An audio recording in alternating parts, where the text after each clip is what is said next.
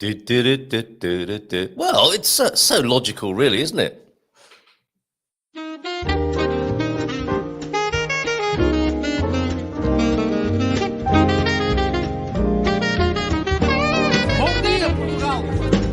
In Portugal, there's a YouTube show full of fun facts you need to know. Carl rings the bell and the members show to the GMP morning show.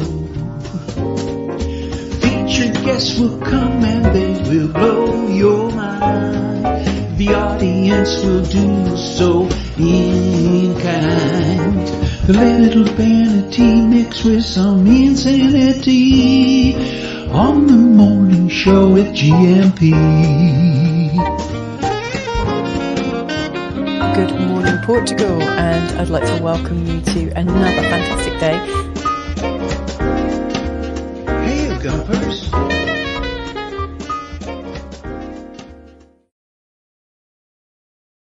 Hola, bon dia, alegria. Munson here with Good Morning Portugal show, live stream and podcast. Woo! Late night last night, celebrating my anniversary. And let me say, our 10-year anniversary, me and Mrs. M, she'll be tuning in and joining us via mobile this morning if we can get that organised. It's a really lovely day to be sat outside and talking from the terrace, where she deserves to be served fine teas and cucumber sandwiches. Although she probably will be making her own bacon butty, having a nice milky cup of coffee. But lovely to receive so many wonderful greetings from you all. Thank you so much. We had a great day. I was working last night, but we stayed up late and had a lot of fun last night and had one of our favourite dishes in the town yesterday at Samar, one of our favourite restaurants, one of the first restaurants we went to when we first came to San Martino de Porto. And we had the signature Samar arroz marisco, this seafood rice, which was absolutely delicious and evokes so many lovely memories for us. The in-laws are in town as well, so a great afternoon and a lovely evening was had by all, especially me and Mrs. M. So thank you so much for all your lovely greetings coming in from social media on the show. And personal greetings as well. So thank you very much indeed.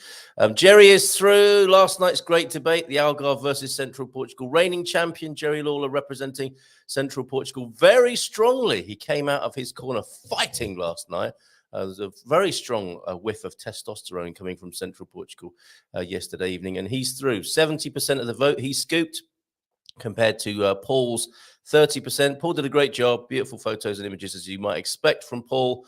Great job, Paul. But the man who's gone through on this occasion, on the semi-final, is Jerry, representing Central Portugal. Now, he will face Lisbon.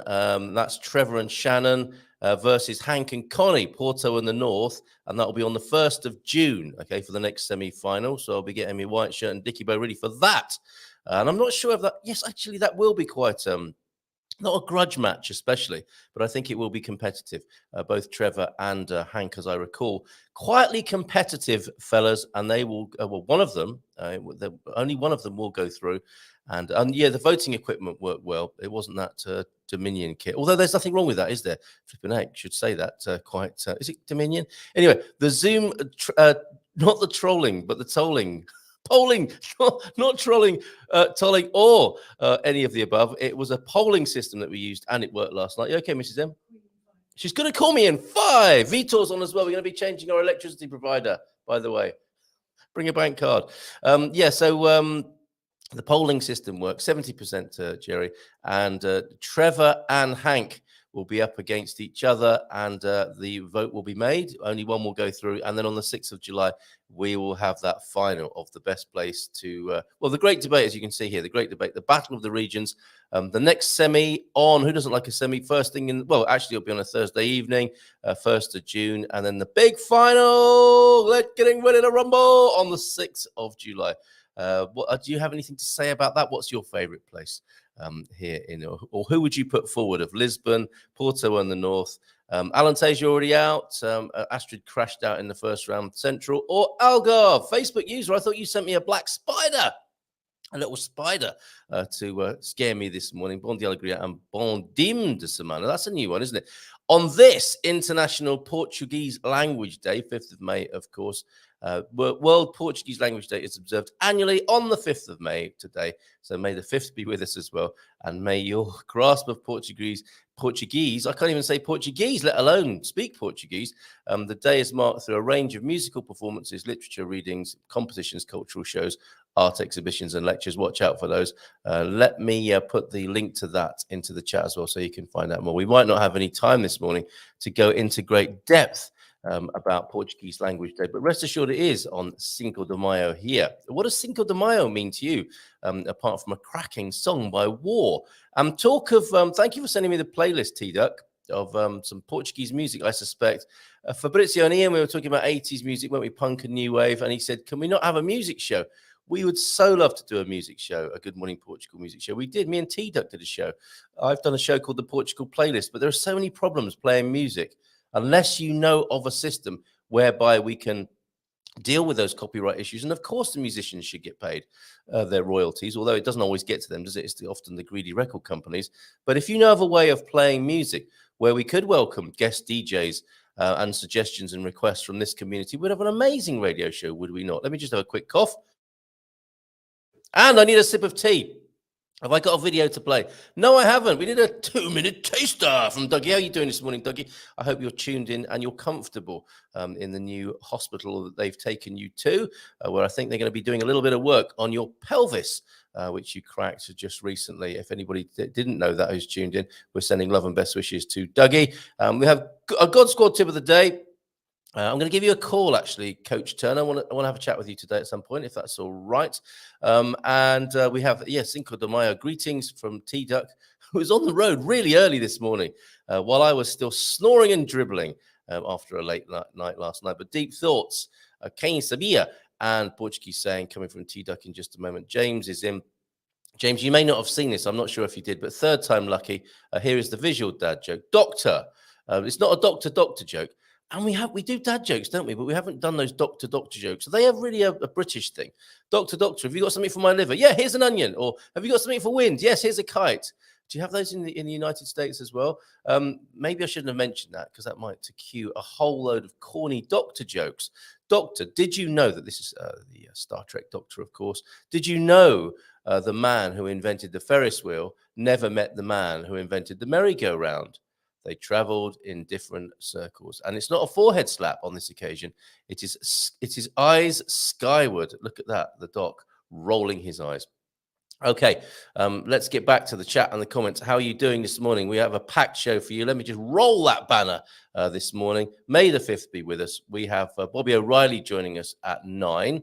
Vitor will be jumping on the phone. Mrs. M will be jumping on the phone to talk to us. We're going to be talking to Vitor about this new electricity deal. I will be guinea pigging myself for that. A bit like, Supersize Me.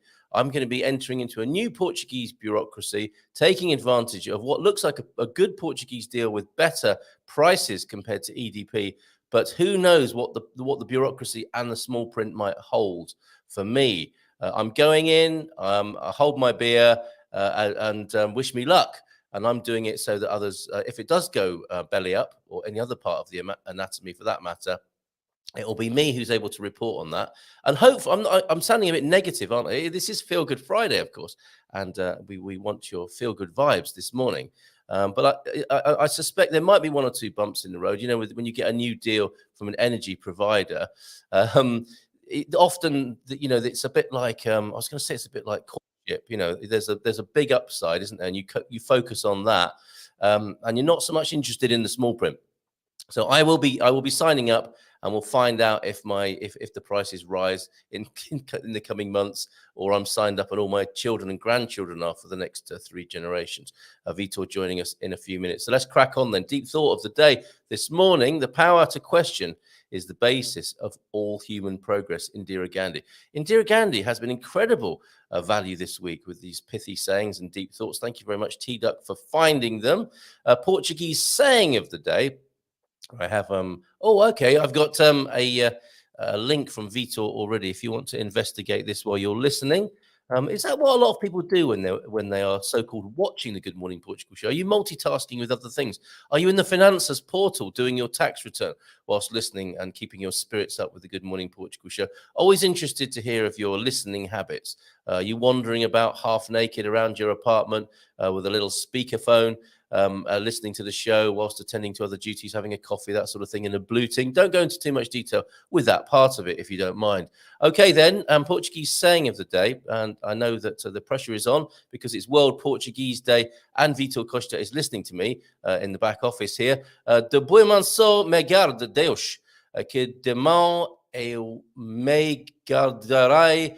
So may God keep me from my Portuguese pronunciation. Oh, he's wincing. He's actually wincing hearing me say that. He's not only winced, he's been turned to stone by how awful that was. Okay. Oh, may God keep me from a meek ox. Or maybe he's frozen because he doesn't quite get it. Like yesterday's. That I will keep myself from evil. A man's worst enemies are often those of his own house. Oh, we're our own worst enemy, I would say then. We'll come back to the Quem Sabia, which is about the GNR this morning. Let's do a God Score tip of the day. Bon dia a todos from Coach Turner. Slightly fragile this morning after a lovely evening with our friends here in Clevedon. Near Western Supermud, right on the bank of the Severn Estuary. Weather, damp, but mild, and your God Squad tip of the day. Second of the glute exercises is a simple one, and I will be trying this later to firm my buttocks. Lie on your front and keeping your legs straight. Lift one off the floor as far as you can. Repeat a few times with each leg. That looks like fun, actually, doesn't it? And another one that will be interesting to be caught doing in your living room. Thank you very much, Coach Turner. Have a great day in the West Country of the UK then. Quem Sabia, before we go to Vitor Costa, Portugal's main police organisations are the GNR, the National Republican Guard, the PSP, the Public Security Service. So you can see one is guarding the Republic, the other the people, and a civilian police force, the PJ. PJ Masters, they don't wear PJ masks. They are the judicial police. The PJ are a highly specialized criminal investigation police that is overseen by the public ministry. Portugal has 49 correctional facilities. Oh, law and order special this morning. They include 17 central prisons, 4 special prisons, 27 regional prisons. We're well kitted out here in Portugal for incarceration, and 1 cadeia de apoio, a support detention center. It's funny, apoyo is a word I've been seeing for the years I've been here. And I looked it up yesterday, of course, support, apoyo. You might find that a useful word to know. Here on World Portuguese Language Day, it's time for me to apologize to Vitor for my recent pronunciation of his language. Just give him a nice big round of applause. Good morning to you, Senor Costa. Salutations. Not that Senor Costa, who is in quite a lot of hot water at the moment. The Prime Minister has been asked to dissolve his government and start a new one, Vitor. How exciting is it politically? Or are you just not interested in this sort of stuff? Just a load of hot air coming from the capital? I actually try not to be up to speed with news anymore. Oh, good for you. Okay, so nothing for us to worry about from your point of view. I mean, it's gonna keep on happening through the ages. So I'm guessing we're here to talk about glute exercises, right? We are here to talk about my buttocks becoming a little bit firmer, which has been a concern for me. I don't know if you've got anything to add on that matter. I have a person I can connect you to.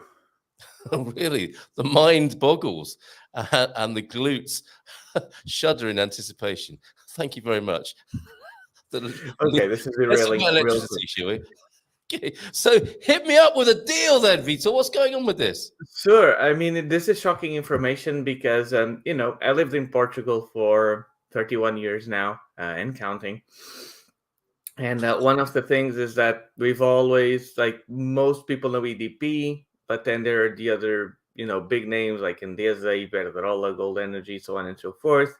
Every time, you get calls that, oh, this one is, you get 20% discount or some kind of offer, or we're cheaper than the competition. And then a lot of people often change back and forth. At the end of the day, we end up kind of paying the same thing. And so it's always like, pick your poison.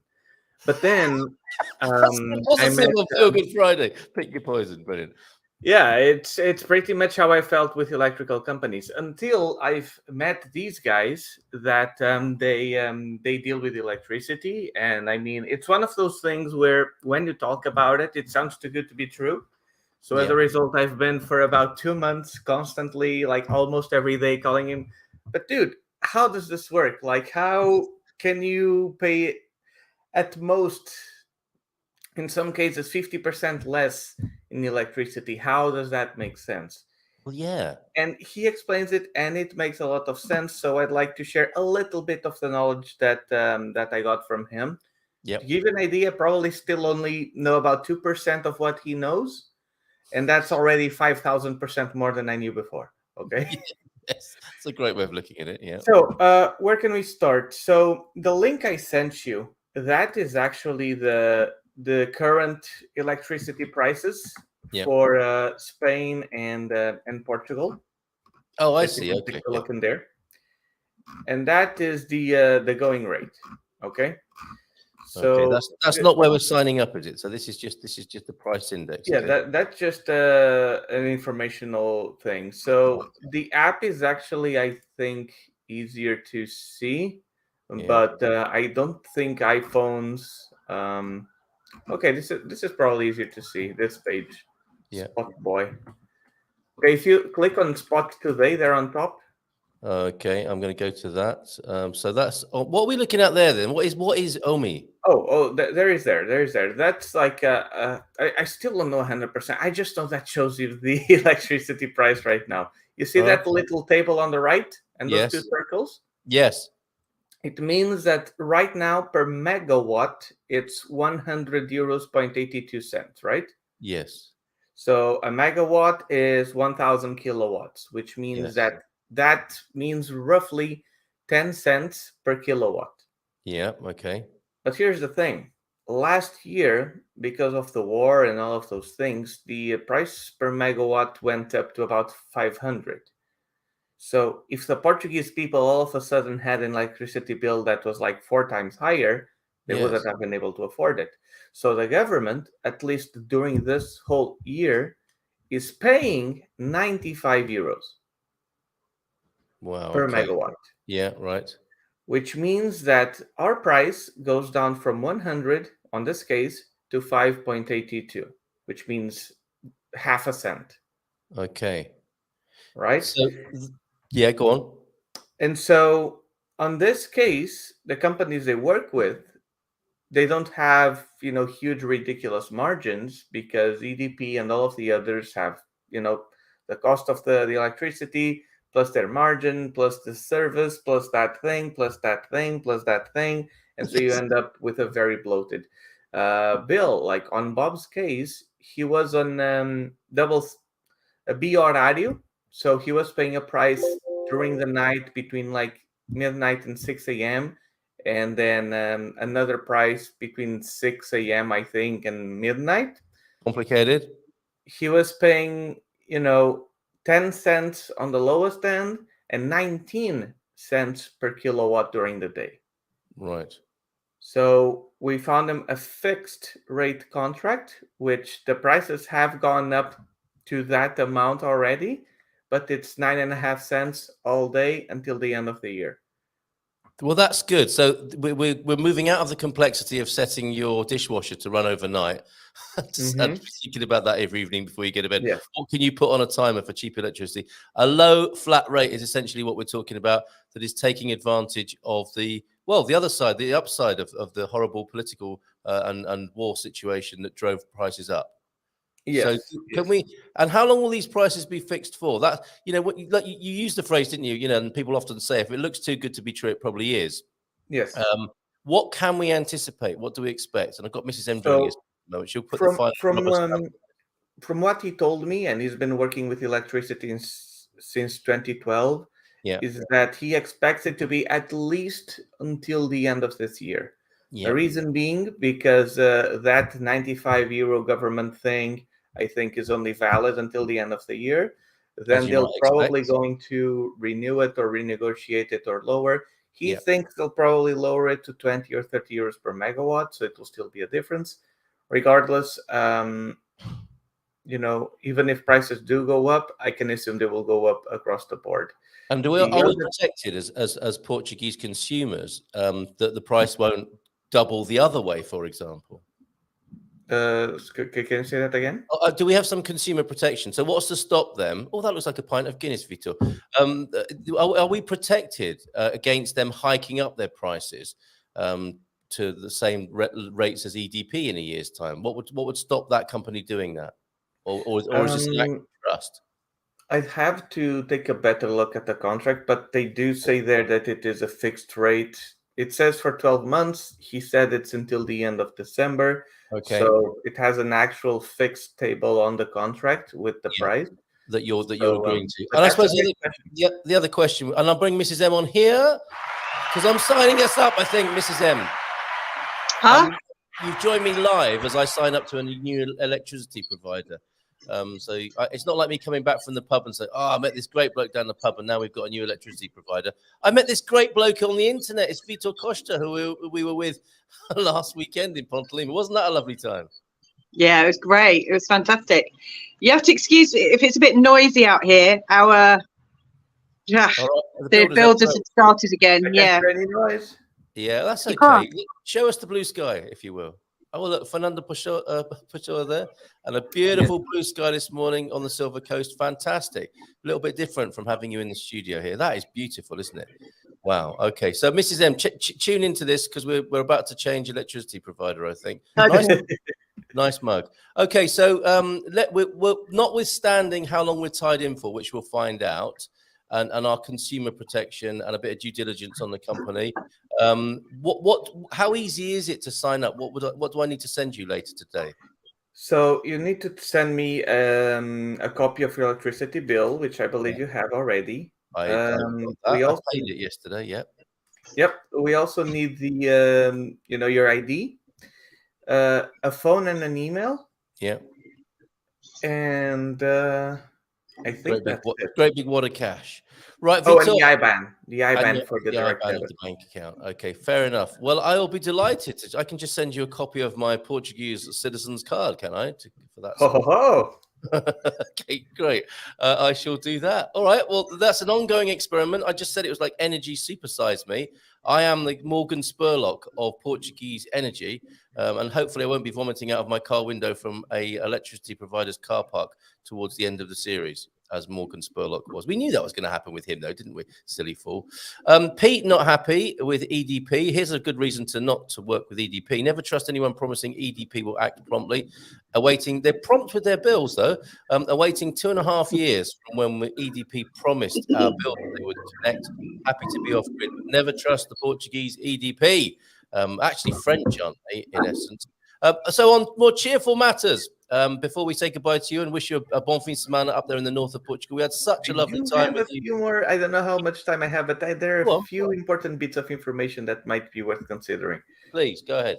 So one of them is right now, fixed price, 9.5 cents until it changes. Okay, but that's the one I did for myself, but I'm going to change it to an indexed price, meaning I will be paying the going rate of electricity.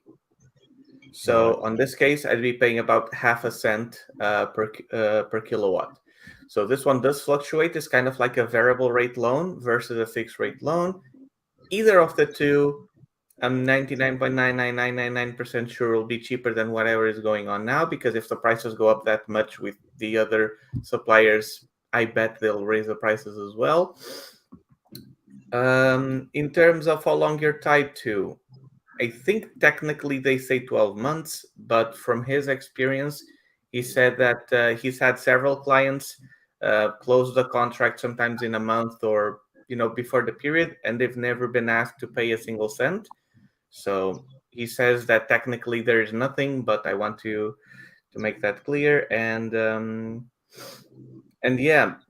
also if there's any sort of construction going on, or if anybody needs to pull cables, they were also showing me how that works. And if you let them take care of everything, they charge you about 1,000 euros or something for a 50 meters of cable.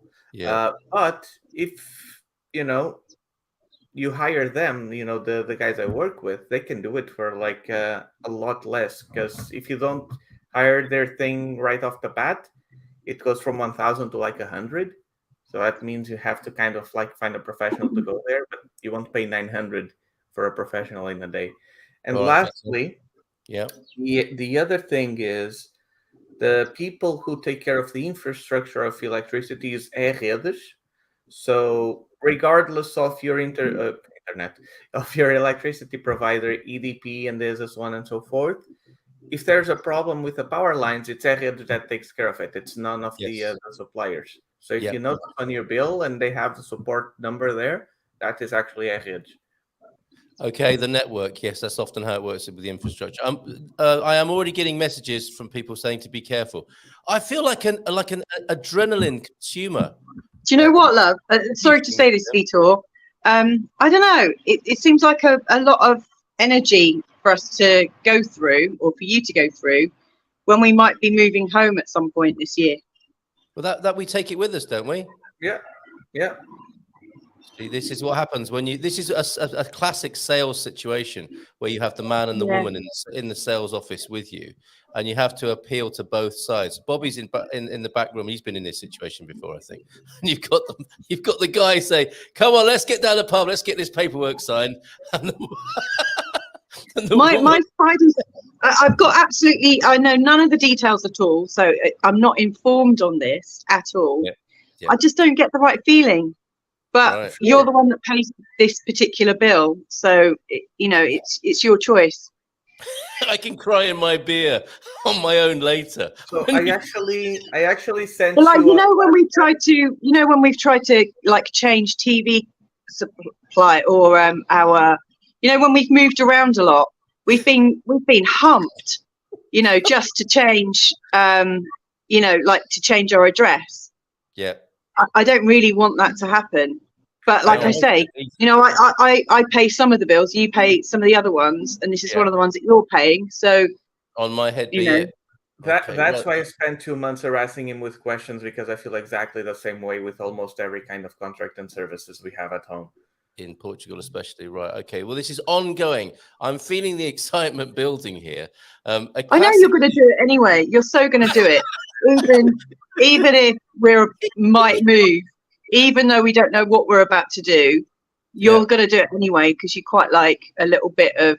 This is even more exciting than politics. It's like people. You like a little bit of a drama, don't you? So on that, I think you should do it.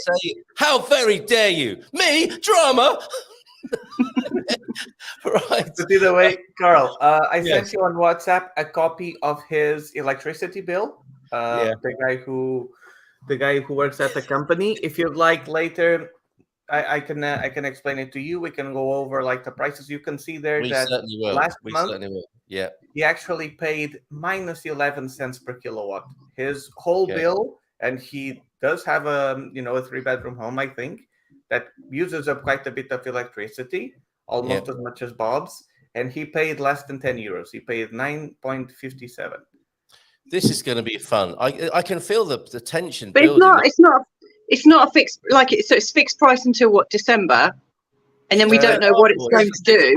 There's the index rate. His bill is on the indexed scale, so he always pays the daily rate for electricity. Welcome to Friday, our bills are tiny in the summer. It's the winter when we need the guarantees that we've got a good price. Good point. Okay, Mrs. M, thank you. This is Feelgood Friday. So it's clear off. The atmosphere has changed. This is a questions on WhatsApp, Louisa, and they'll answer all of them. He's great. No, you know what? I mean, this is the perfect kind of environment actually to show your salesmanship skills, Vitor. Because I used to when I used to sell stuff, I used to absolutely love these opportunities, where someone, is kind of asking me to really be the best I can be. So, well, I think we should bring Bobby on, because we're in this situation now where it was going really well. The two lads are talking. The fellas are saying, "Yeah, that sounds great. Sign me up." Then the wife comes in with face like thunder. "What are you doing?" I'm just finding this. What do you mean, face like thunder? No, not you. I'm not. No. Okay, let me bring Bobby on before I get myself into any more trouble. Bobby O'Reilly. Good morning to you. He's enjoying this. Bobby's been enjoying this so far. Good morning. How are you? Good way. Yeah, enjoying the show so far. Yeah. Just how much trouble am I in here, Bobby? You've been in this. Meet Vitor, Bobby, Vitor. You're a top salesman, Bobby, of course. And you've been in this situation where the lads are talking, like I said. Let's just sign the paperwork, get down the pub. Really like this guy, and we buy from people we like. And so many of us in this community like Vitor. Actually, we probably normally only buy from people we like. Well said. Yeah, absolutely. That is the basis. I mean, Mrs. M's been a sales trainer, so you know that as well, Mrs. M. That's a well-known principle of sales, isn't it? Yeah, definitely. Okay, so Bobby and Vitor and others watching them, what do you do when the wife comes in? Not my wife with a face like thunder. She has a face like porcelain, exquisite to the touch. I want to kiss it all the time. I'm just talking about a different kind of woman who comes in.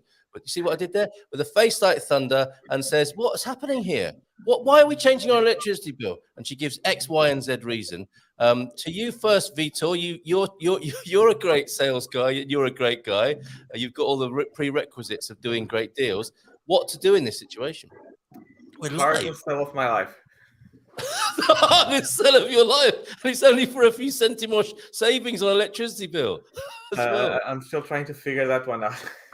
Okay, Bobby. I mean, it's because there's the emotional and there's the logical. So Yes. I really am trying. That is like my lifelong question right there. Okay. Do you know what? Do you know what? I'm actually going to share something with you. It's got nothing to do with the money that I'm making. Like, I'm not even making a decision. Like I said, it's Carl's decision. If he wants to do that. But do what you want. If he wants to waste his money. my hesitancy isn't about the money. It's about our lifestyle and how we live. You and I have got 101 different things to do, and we are typically not very good at managing things like paperwork and money. So when I hear about things like that, I just think that's a clown show ready to launch. I just think, how many different ways could this go wrong? There'll be a little bit of paperwork. There'll be a little bit of paperwork that requires a signature that doesn't get done, and we'll be the silly buggers that get the penalty or something like that, because that's how we tend to run our our focus on life is about joy and expansion, and not so much about the nitty gritty. That's the only reason I kind of turn off to these ideas, because I just don't think we manage them very well. But it's you that's managing it, so there you go. Please, Bobby, help me out here.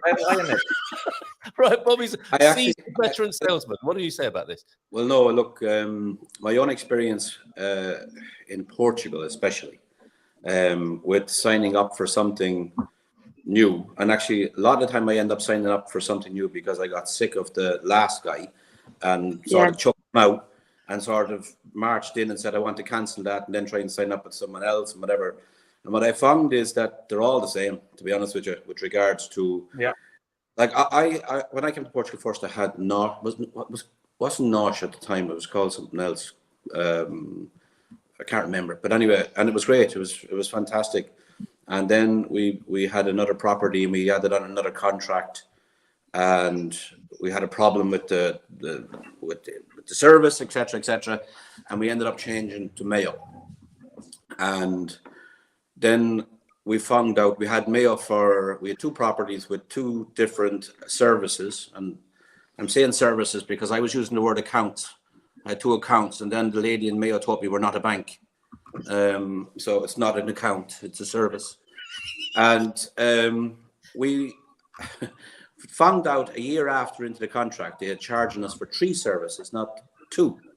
So I went about cancelling the third service, and they wouldn't cancel it. They said, no, I have 3. I don't have 2, I have 3. It's impossible that I don't have 3 because they had the contract, etc. and so on, which I never signed any contracts. It was all over the phone. Anyway, long story short, we passed the time. We brought the equipment back into Mayo, got them to sign the receipts that they received the equipment back, and they're still invoicing me, I would say, a year later, every month, even though this Free services. and I've rang everybody. I've gone into the shops. I've sent a letter to the CEO, etc., etc., etc., and I'm still, how would you say, dealing with the same bullshit a year on. and for that reason, I'm now with another. Oh, whoops! Too late. I don't want to change it for the hassle that it gives with cancelling something. Actually, they had this great policy, which was that even though I brought in the equipment and they signed the receipt to say they received the equipment and that I was cancelling, I was meant to take a phone call from someone from Mayo to confirm that I had cancelled it, and they had failed to contact me to cancel it. Hence, they were still billing me. Wow. So that's what my experience is, that with services, and that's just one example. I've never changed the EDP thing, but with contracts in Portugal, it's a nightmare, because you ring up somebody and they really don't care at the end of the phone that you're having a bad day or that the service is not correct, etc. And I think everyone in Portugal can attest to this. It's just absolutely. Absolutely. It's not an expat thing. It's not an expat thing, is it? It's not personal. It's like, this is just how it's not. Yeah. Almost everybody I know has gone through some sort of thing like that. Almost every Portuguese person we know has some kind of like lifelong hatred for at least one of the companies here in Portugal because of some nonsense like that. It's service. Is it like you're a Sporting fan or you're a Benfica fan, and then you have a company you hate as well, or your whole life as well? I guess so, that you mentioned it. Okay. Well, morning. So that's the opportunity then, isn't it? That there's a business opportunity in here in helping expats deal with these situations. Not going to wee on me. For sure. And then, the ongoing grind. I do really want to talk. I mean, I love talking about sales and the psychology of sales and how human beings work. You were smiling backstage, Bobby, about the man-woman situation. You're selling a home to a couple, and one of them is well up for it and the other one isn't. Vitor, you have been in this situation as well, and you will be more and more, I think. I'm in this situation as well. I do sometimes have couples on astrology memberships. Yeah. And the thing is, like, couples, they each have their own individuality, don't they? They have their own needs, and getting those right is hard. Yeah, and they say, don't they? I mean, there are some basics. If you read the book, sort of men are from Mars, women are from Venus. And if you're in a real estate, the women like the model. That's why you've got to have the model of the development, right? So the spatial representation is there. What's your view on this, Bobby, in dealing with couples? Actually, it varies. I know a lot of people say that it's the woman who makes the decision and the man makes it. It's not. It's actually, it varies in nearly every situation.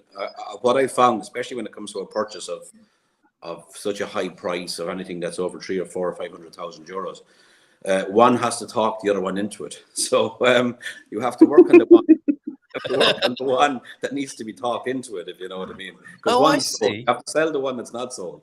So in most cases, it has to be a joint decision, basically. Of course. And like in your situation right now, where one is for and one is against, you're being told to go ahead, but be on your head. Yeah, I mean, you were really laughing when we got to that point. I noticed. It's like, does the salesman then lean forward with the pen and say, "Really, it shouldn't end"? Oh yeah, but that's that's a buying sign. That's a closing question, So the usual answer used to be, "Sorry, what's your date of birth?" Fantastic. Right. We got some close, as it's called. On your head be it. What, and the guy winks. Do you know what? I really am not bothered either way. I've got no loyalty to the previous company or the current company because I've never had to deal with them. Yeah. Okay. So it is you that does this. I'm not going to do it unless you suddenly stop paying for the electricity and I have to get involved. I'm not going to get involved. So it is your decision. And everybody heard that this morning, and others will hear it later on the replay. Thank you very much. Solar panels.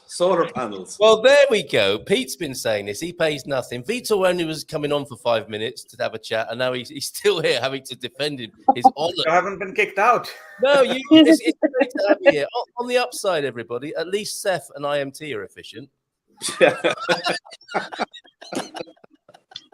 It's Feel Good Friday, everybody. And then there's Finanzas. Now, one way of dealing with that, apparently, is to call it Finansas. There's a great if you're an NLP type person, you can call it Finansas each time you open up your portal, so to speak. And who doesn't like to first thing in the morning?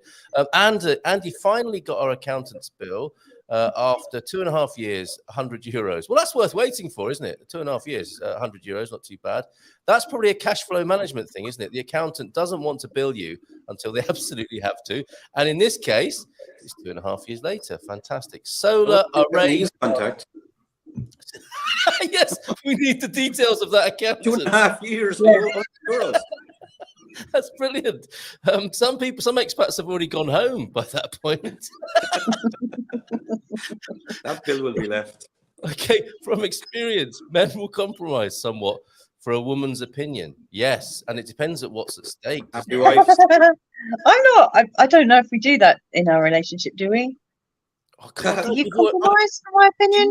Do you not think I've been on the spot enough already this morning? Happy wife, happy life is a universal constant. Well said, gentlemen. You've both said that this morning. Okay, you're not the only one, Mrs. M. Paperwork is my biggest enemy as well. Here, the biggest enemy. We need to play to our strengths, and our strengths aren't really paperwork, to be fair. But there's an opportunity, like I said to Vito before. We're talking about this sort of business where that part of it is run for you and by an administrative company. That's where there's a good opportunity. I think I would absolutely pay someone to manage our bills. Yeah, if someone said, okay, I'll sort it out. Yeah. I'd just be like, yeah, go on then, do it. The people are really enjoying this. We don't do that, do we, love? Silence. What?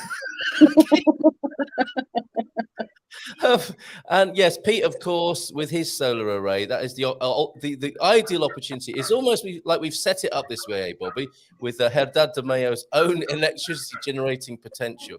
Vitor needs to know about this in Pontelima, even at the other end of the country. If you've got clients who are heading or looking south of the river here in Portugal, how is it going at Herdad de Mayo, where, of course, you're generating your own electricity and you won't necessarily have all these problems? How's it going there, Bobby? No, it's going great, to be honest. We've hit sort of a point at the moment where we have to really sort of have a relook at probably stop selling for now because it's selling too fast. And yeah, I know it's a horrible problem. Horrible situation. Sort of nervous that I'm selling too fast. But we're probably going to close sales off the end of this week for a short period of time until how would you say, we let everything sort of settle down. Like we're up to over 30% of it sold already, and we have a lot of people now inquiring. Like it's got to a point where we probably have to make a decision and probably do an uplift in the price, to be honest. Wow. Okay. So you've got to that stage. What a lovely situation to be in, where you have to slow things down. It's all selling too fast. Brilliant. Yeah, but it's a lot of it to do with. I think basically it's a very unique product, and that's why. And there's been it's really only getting out there now that it exists, and it's becoming like, because it only started getting media exposure more or less probably about a week and a half ago, 2 weeks ago, as in like in national exposure, and now it's got to a point where even the Saturdays and Sundays, like the show house that you were in, or the thing suite, is full. It's full the whole time, That's it. People popping in and taking a look. Yeah. But it's going great. And actually, we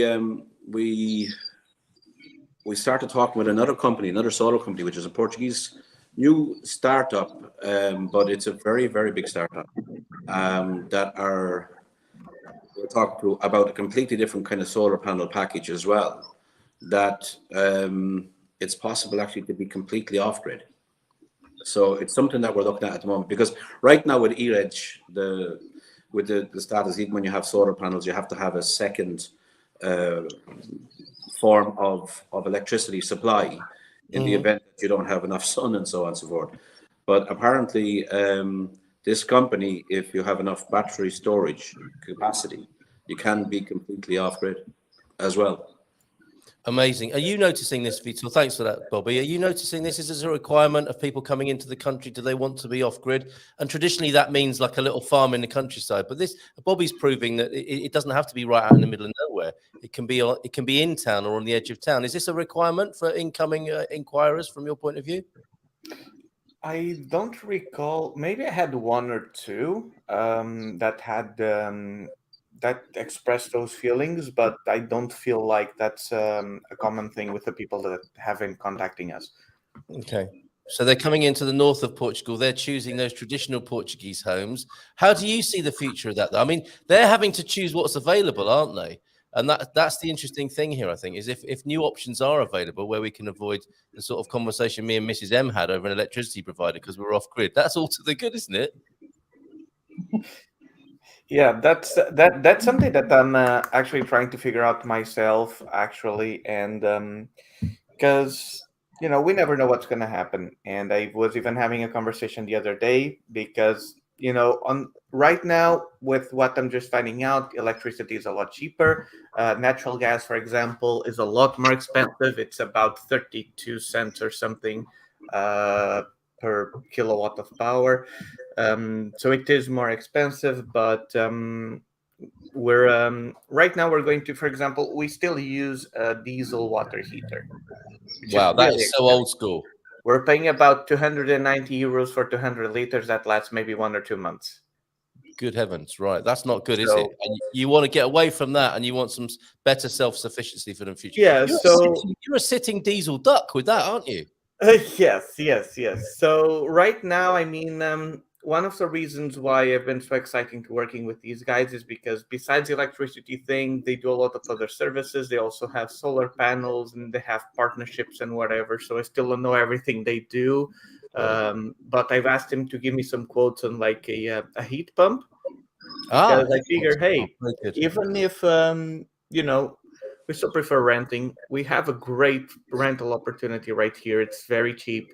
And we have a backyard where we can plant cabbages and other Portuguese things, right? But even still, even if we are paying for a heat pump that is for another house, I think even if we pay on credit, it's still going to be cheaper than the diesel. And because we have these great electricity contracts, then we won't pay that much for energy either.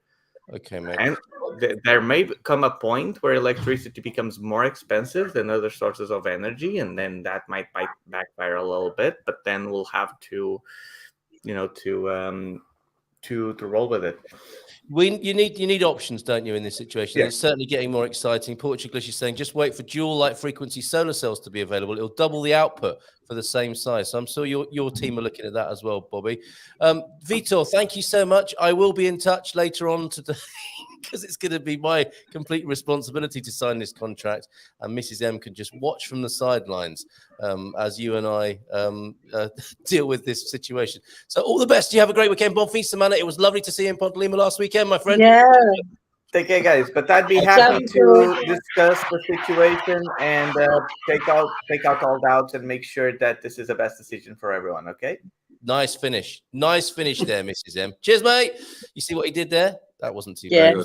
Okay, very good. So, Bobby, last night the Prime Minister of Portugal was being urged to dissolve his government.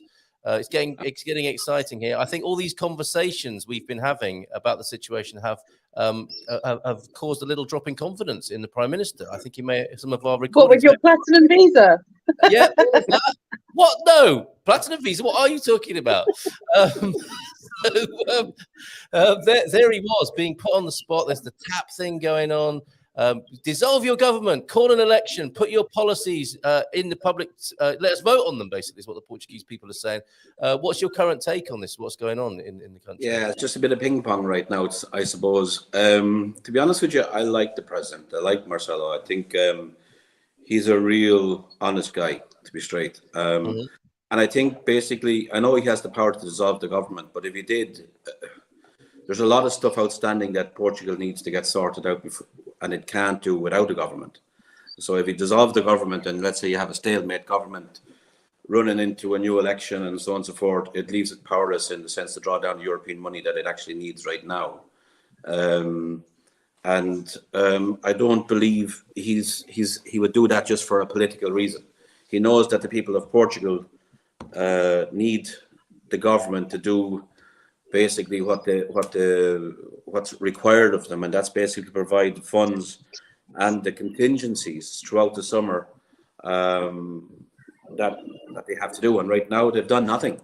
They've done nothing to prepare for the droughts or for the farmers to feed their animals, etc. But also you've got the hospitals lining up with people trying to get the surgeries and even just to get medical appointments and so on.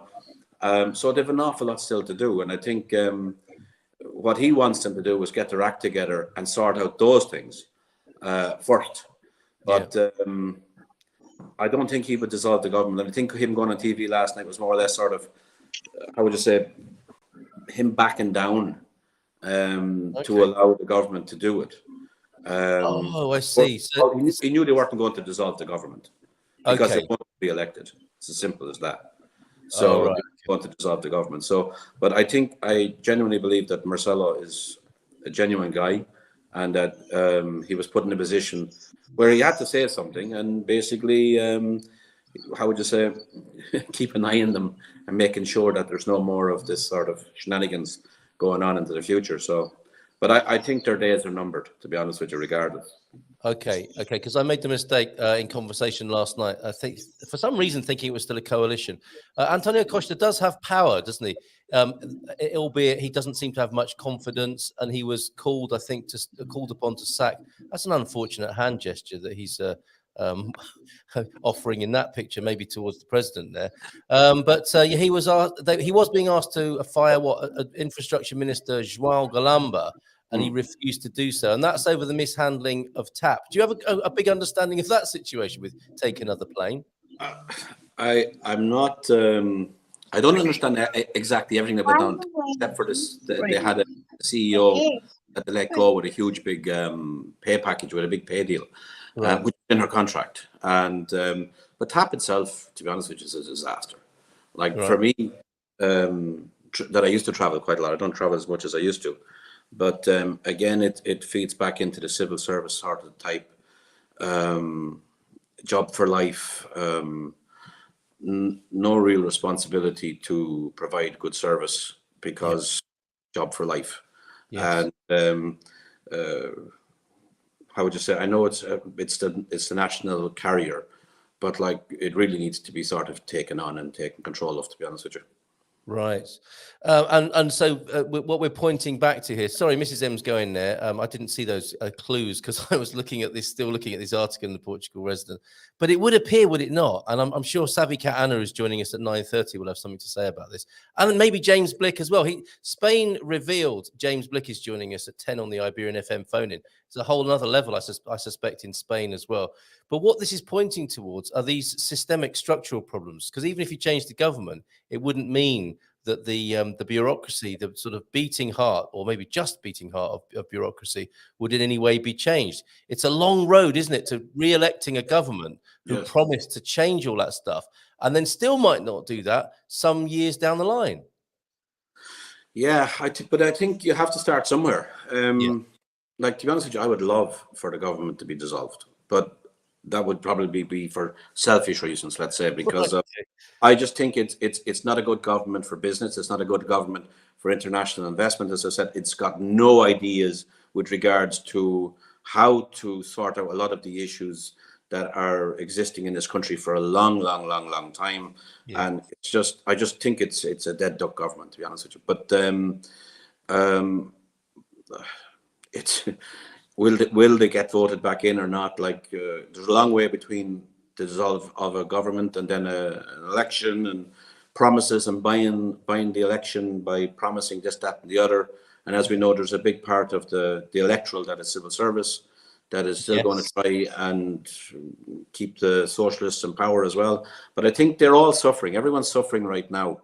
How would you say? But I think there's someone needs to draw a line in the sand somewhere, and let's fix a lot of the stuff that's broken. You know, a little bit of a shake-up, then an opportunity to put these things under the spotlight in a real way. And I mean, it's just a tired political cliche, isn't it? But some real change. Yeah, but I think there's a lot of it. Even because here we have a lot of historical, I suppose, infrastructure. Like, you know, that has to be looked at as well. Yeah. But the only issue there is that it's a civil service infrastructure, and nobody wants to change what they're used to. Nobody likes change, if you know what I mean. Yeah, but we're all crying for it, aren't we? But then when it comes down to it, no one actually really likes it, do they? Because they like to stick with what they're familiar with. Yeah, what they know. People go by what they know, you know. So, but I don't know. It's going to be very difficult, even for a new government to come in and try and take on a lot of the mess that is there, and it is a mess, to be honest. Yeah. Okay. Well, yeah, a mess, and also some of the changes that have been proposed and rubber stamped are going through, as we can see on our screen now.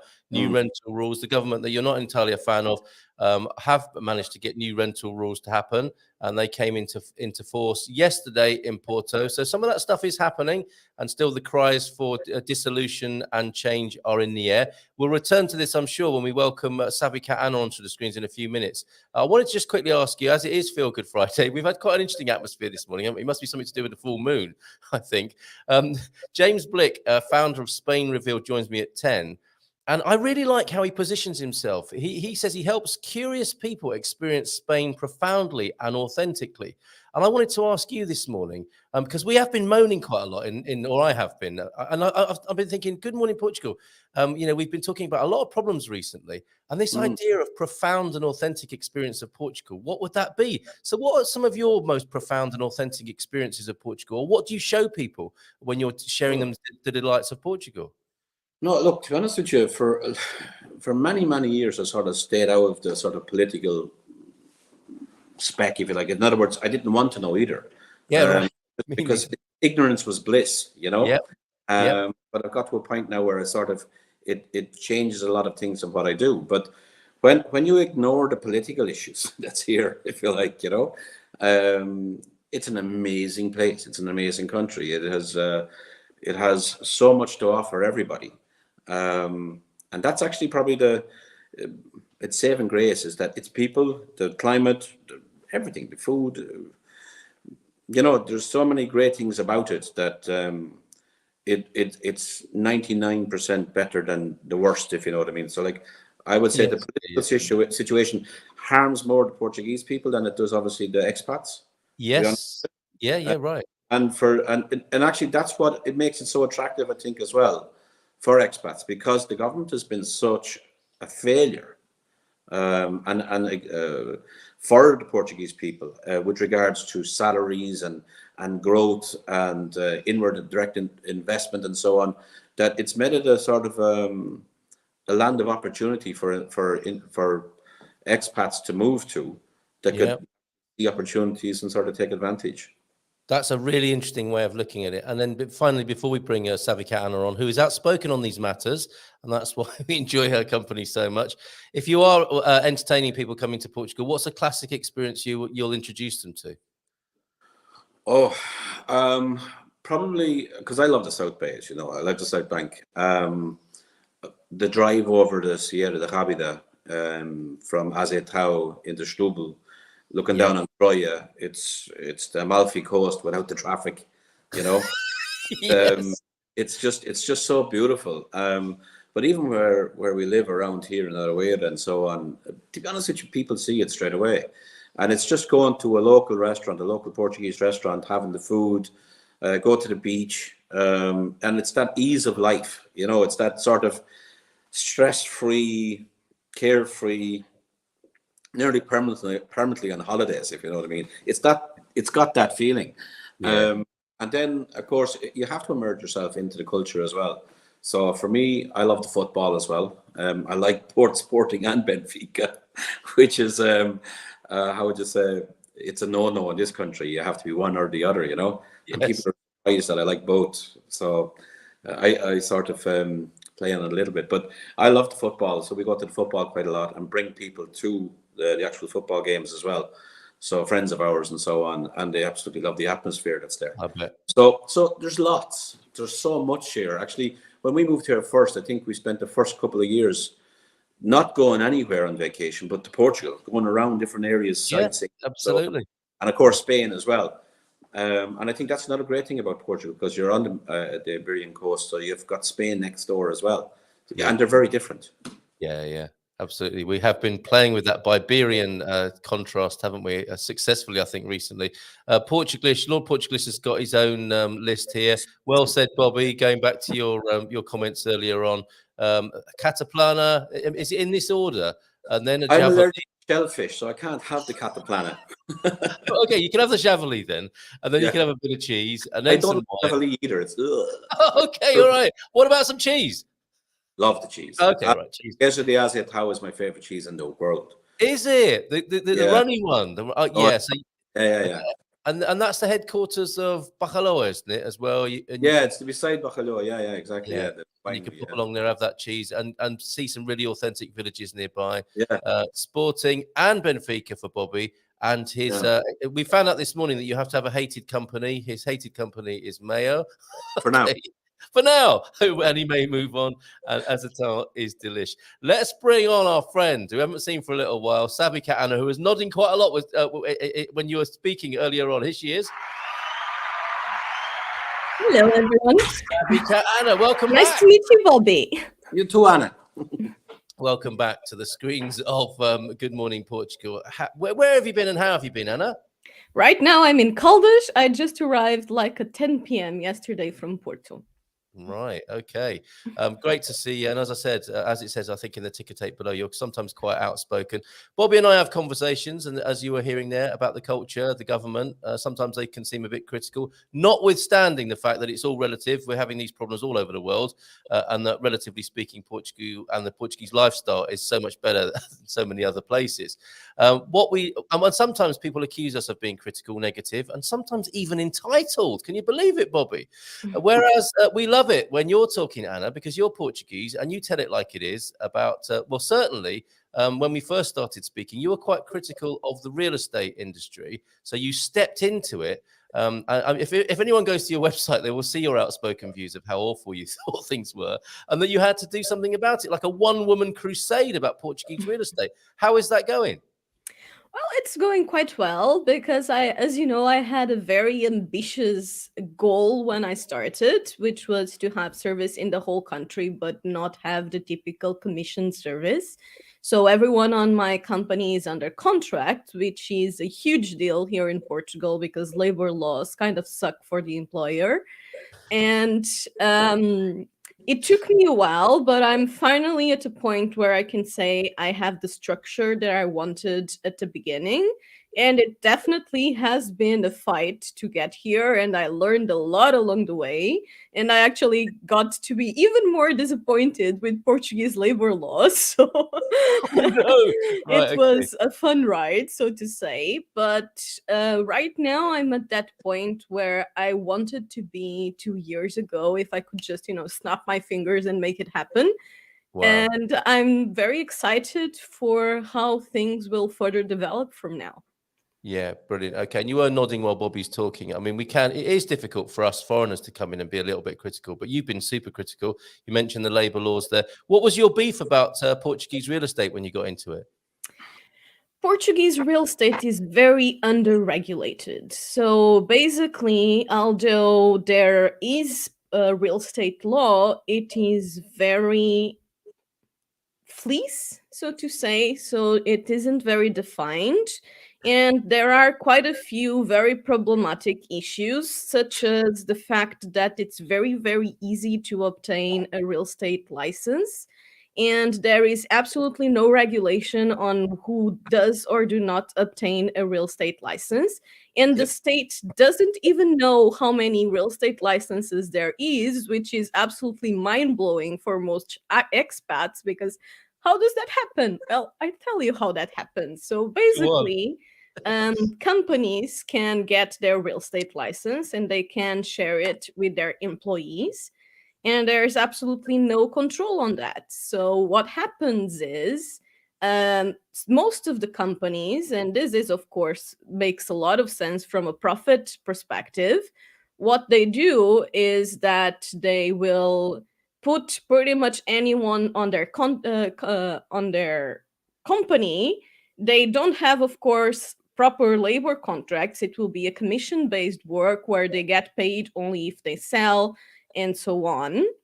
And they will take almost anyone that is willing to come in and pretty much throw them to the wolves and see whoever gets by. And that creates a very competitive and not very service or due diligence focused environment where pretty much everyone is fighting against each other. And another very problematic fact is the fact that almost no one gives exclusivity here in Portugal. Like Portuguese people, it's starting to be a bit more common in big cities like Lisbon and so on. But it's something that is slowly changing in smaller locations. And it is still the standard for Portuguese people not to give exclusivity and to be absolutely against exclusivity because they don't trust real estate agencies. And I can absolutely understand that because I'm also a property owner and I've been on both sides of the spectrum before I started being in property business. And truth is, it has happened to me and my family to give exclusivity to a company and for them just to drag their foots for 6 months and nothing gets done. So that means, of course, Portuguese people will not be very comfortable doing that, which leads to the market being very chaotic because no one has exclusivity. Agents don't get paid unless they sell. So they are constantly in a battle to see who gets to sell first. And they don't even know if they will be getting paid. So most of the cases, at some point, most of the agents get frustrated because they put all this work into things and then the sale gets taken from them or the person buys somewhere else or something else happens. Yeah. And people get more and more demotivated, and it gives room to less ethical practices and people trying to close the sales faster in detriment of due diligence and proper documentation, and people getting misled in order to close sales faster. So it's a very unhealthy environment. And on top of all of this is all legal. So that's a problem. Yes. And there is basically no control on the market. Of course, there are some laws, and supposedly you cannot do false advertisement, and you need to put a real photography of the location, and you need to have the energy certification in order to put things for sale. But in truth, let's say there are 20 people making inspections on these things for, like, I don't know, 5,000 agencies. Yeah. Yeah, it's not that is not going to work. Regulating it from that end, is it? A recourse to the law. The horse has bolted by that stage. Bobby, you were nodding quite a lot there. Is this a picture you recognise? No, she's 100% right. I actually had to go to college in Ireland. I was we call it an auctioneer. Real estate in Ireland is an auctioneer. I had to go to college and I had to obtain a bond, similar to a lawyer would have, and to operate a client's account, etc. I had to go to court every year to basically justify that I had a license and a bond, and it was issued on a yearly basis based on everything being open and transparent, fees wise, everything wise. Also, I had to go to college. In college, I had to go and learn how to do a valuation, how to understand valuation, understand different valuations, how to understand construction, how to understand legal. All the way, and when the legal part of it was more or less how to keep yourself out of trouble without saying yeah, no problem, I'll get you a mortgage there, and then they don't get a mortgage and they lose their deposits and so on. And actually, in Ireland, especially, and then in the UK as well, everything is subject to contract and contract denied without prejudice, which basically protects both parties when it comes to actually negotiation of the property. And there's no transaction taking place until such time that the contracts are signed and monies have been exchanged. Yeah. Here, unfortunately, it's become the go-to place for a lot of people that have sort of found themselves in a position that they don't know what else to do, or else they think it's very sexy in the sense that, oh, I'm going to make a lot of money selling properties, and oh, this guy's making 20,000 euros for selling a property, etc. This kind of stuff. And Anna's right in the sense that it's basically flooded the market with people who really don't have enough experience, or let's say, I say experience or education in this particular sector and in the real estate. And it actually has that connotation of like a car sales guy, that kind of thing. As in, and I don't mean that in any disrespect to a car sales guy, but in the sense that there is no qualification except that you're a great sales guy, you know, that kind of way. Yeah. And she's right in the sense as well that it's a cutthroat business. You have guys going in where you list a property, you advertise the property, and the agencies around, what they do basically is they go into the idealistas and so on, and they see who's selling what, and then they go knock the door and say, I've got a client to buy your house, and they try to take the listing away and this kind of stuff. And it's become that kind of seedy sort of how would you say, place to be honest with you. I got away from all that a long time ago. And how would you say, like, Anna, I had a full staff all on salaries and basically had targets to hit and so on as well, because it's still a sales driven thing. You still have to sell. No point giving someone a salary and them just sit there and go on Facebook all day. So you have, but I did believe also in having a salary with regards to taking that pressure off of them, that they didn't need to, if they didn't sell this month, they were still able to put the food on the table and pay the rent. Yeah. But that as well can be taken advantage of as well, where you have people that will come in and take a salary, and really that's fine. I don't need to sell anything. I'm fine. I'm safe this month. And it's really fine that it is a sort of a business where you have a lot of people that come in and go out, because it's not for everybody. This business is not for everybody, and unless you're willing to graft and sort of really work hard at it, it's not for you. It's not a business that you jump in and how would you say, there's a lot of these programs on the TV. I think, you know, in America, I know agency have one and so on and so forth, where you have all these sexy looking people, like, and they're driving these fast cars, and they're like, I just want this €1 million listing, or this €10 million listing, that kind of, and it's all rubbish, to be honest with you. Like, you know, it's nuts. It's like, you can get a listing, but unless you sell it, you've got nothing, you know? So, but I agree with Anna. I agree with her, as in that there's no regulation. The regulation it sucks. Like, you get an AMI license and everyone can work under the AMI license that you hire and so on and so forth.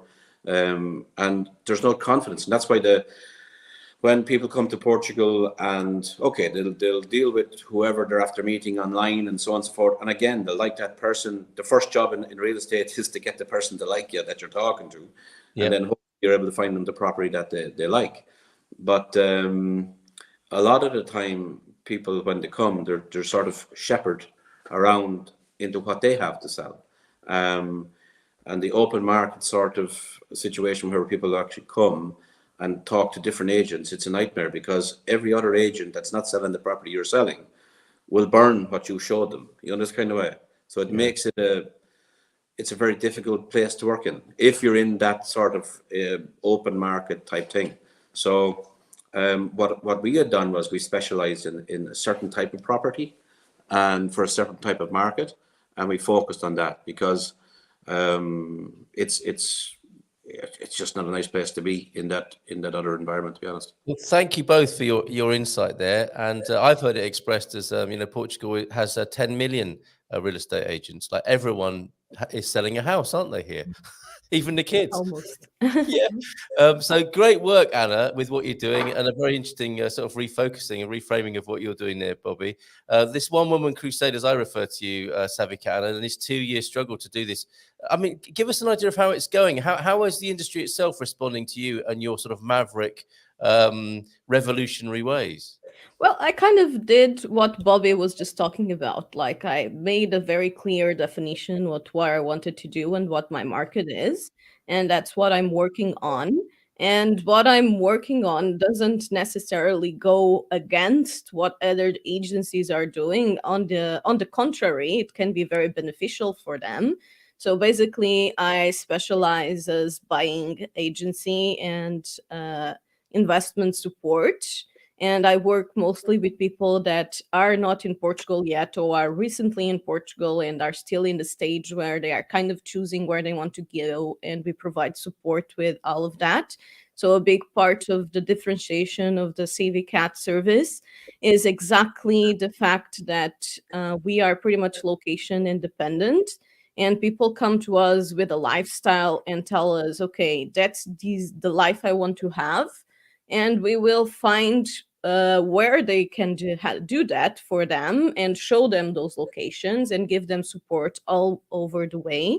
And as I only work with locals, which is something that I sometimes get criticized for, sometimes I get uh, positively seen for. It depends on the person, but for me, it's very important to work with locals, because the point is that the person that is giving support knows exactly what they are doing. Like, they are locals, they've been here all their life, they know these locations, they know how they've developed, they know how the daily life is, and they know where the schools are, where the services are, and where everything is. So it makes all the transaction a lot smoother, because we don't just do the real estate service. It's pretty much about helping people settle in Portugal and feel integrated from the start. Great. And you say you're building a relationship with the client and you're helping that client build a relationship with Portugal. That makes a lot of sense. And it looks like you've got a happy customer here. Savvy helped me find an apartment in Montija. Thanks. Montija, look at this. Both of you are fans of south of the river there, by the sound of it. So you've been revolutionizing the practices. You stuck your neck out, Anna, because you could have stayed in that ecosystem that you're critical of. And the temptation to do so must be quite strong. Oh, no, okay, you couldn't with your personal ethics. So 2 years of development and building your company. And then we get into this political situation, mais habitation, the housing crisis. How has that been for you? Well, I think in general things are a bit quieter now. I've been hearing from most of the people in the industry that especially the overseas customers, that is who I mostly work with, are a bit scared because of the new measures and because of the way that the government handled the whole golden visa situation, which was terrible, very terrible. And I think people, now that a decision is more or less final, although not fully final yet, people are starting to get more comfortable and come back. But I would say that business was very slow for the past 2 months. And for someone that has people on salaries, that is very scary. Yeah, right. And you do, don't you? So yeah, so a bit of a disaster from that point of view, and a kind of reiteration of one of the themes Bobby and I have been talking about, or Bobby mainly, over the last couple of months, is this knock of confidence in inward investment. Is that changing again now? Are you seeing it ease a little bit? I think the confidence that was broken, it's not going to be easily reinstated. Like, confidence is built, and trust is built over a long period of time, and it is much easier to break than to rebuild. So it's going to take a while, but I do think that the markets that's going to be the most affected are going to be bigger investment style of things. So those people that come here to do pure investment and buy slots of land to build, or buy big buildings to renovate and that kind of thing, those are the people that are going to feel this the most and are feeling this the most, because it was a huge break of trust from an investor's perspective. Hmm. But for the personal investment for living market, it doesn't affect it as much. And I think most people were just seeing where these go to see if the prices would come down. So personally, I don't believe that the market will be very affected on the long term. Things may be a bit slower for a period of time, but I don't think that there is going to be a major crash. However, the investment side of things is going to slow down a bit, because there was a great break of trust. And I've heard on a lot of places of people, investors pulling out of deals because of this situation.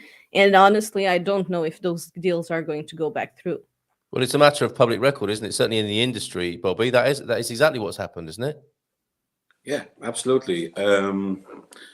And I said it's all about confidence. Everything in the market is all about confidence. But even where there's a lack of confidence for investors and so on, you will have the vulture funds that will come in and basically wait for a crash or wait for a banking crisis. And right now you have a couple of things happening globally. You have rate hikes. Again, you had another 0.25% yesterday in the ECB. You had another rate in the Fed as well. Inflation is still not under control. You had another bank fail in the US, and these are these are things that we went through not too long ago. And I won't say we're heading for a crash, but I think what's going to happen is we're heading for an area where some people will find it a lot more difficult than others, and then. And not just the vulture funds, but the investors will actually come in and pick up where property values have dropped and take advantage of the situation. So it's leaving the political situation with the confidence right now is leaving the general Portuguese population, I would say, under threat of, how would you say, making it very difficult for them. And then where the international guys will see the wait for the property prices to fall, and they'll pick up the bargains. And I think that's the worst case scenario, isn't it? That's just horrible for everybody, except for those. That's to be honest with you where it is at the minute, and that's where it's sort of leveling out in the sense that it's becoming an exciting place for investors to look at from a different point of view, not from a growth point of view, but from a value point of view.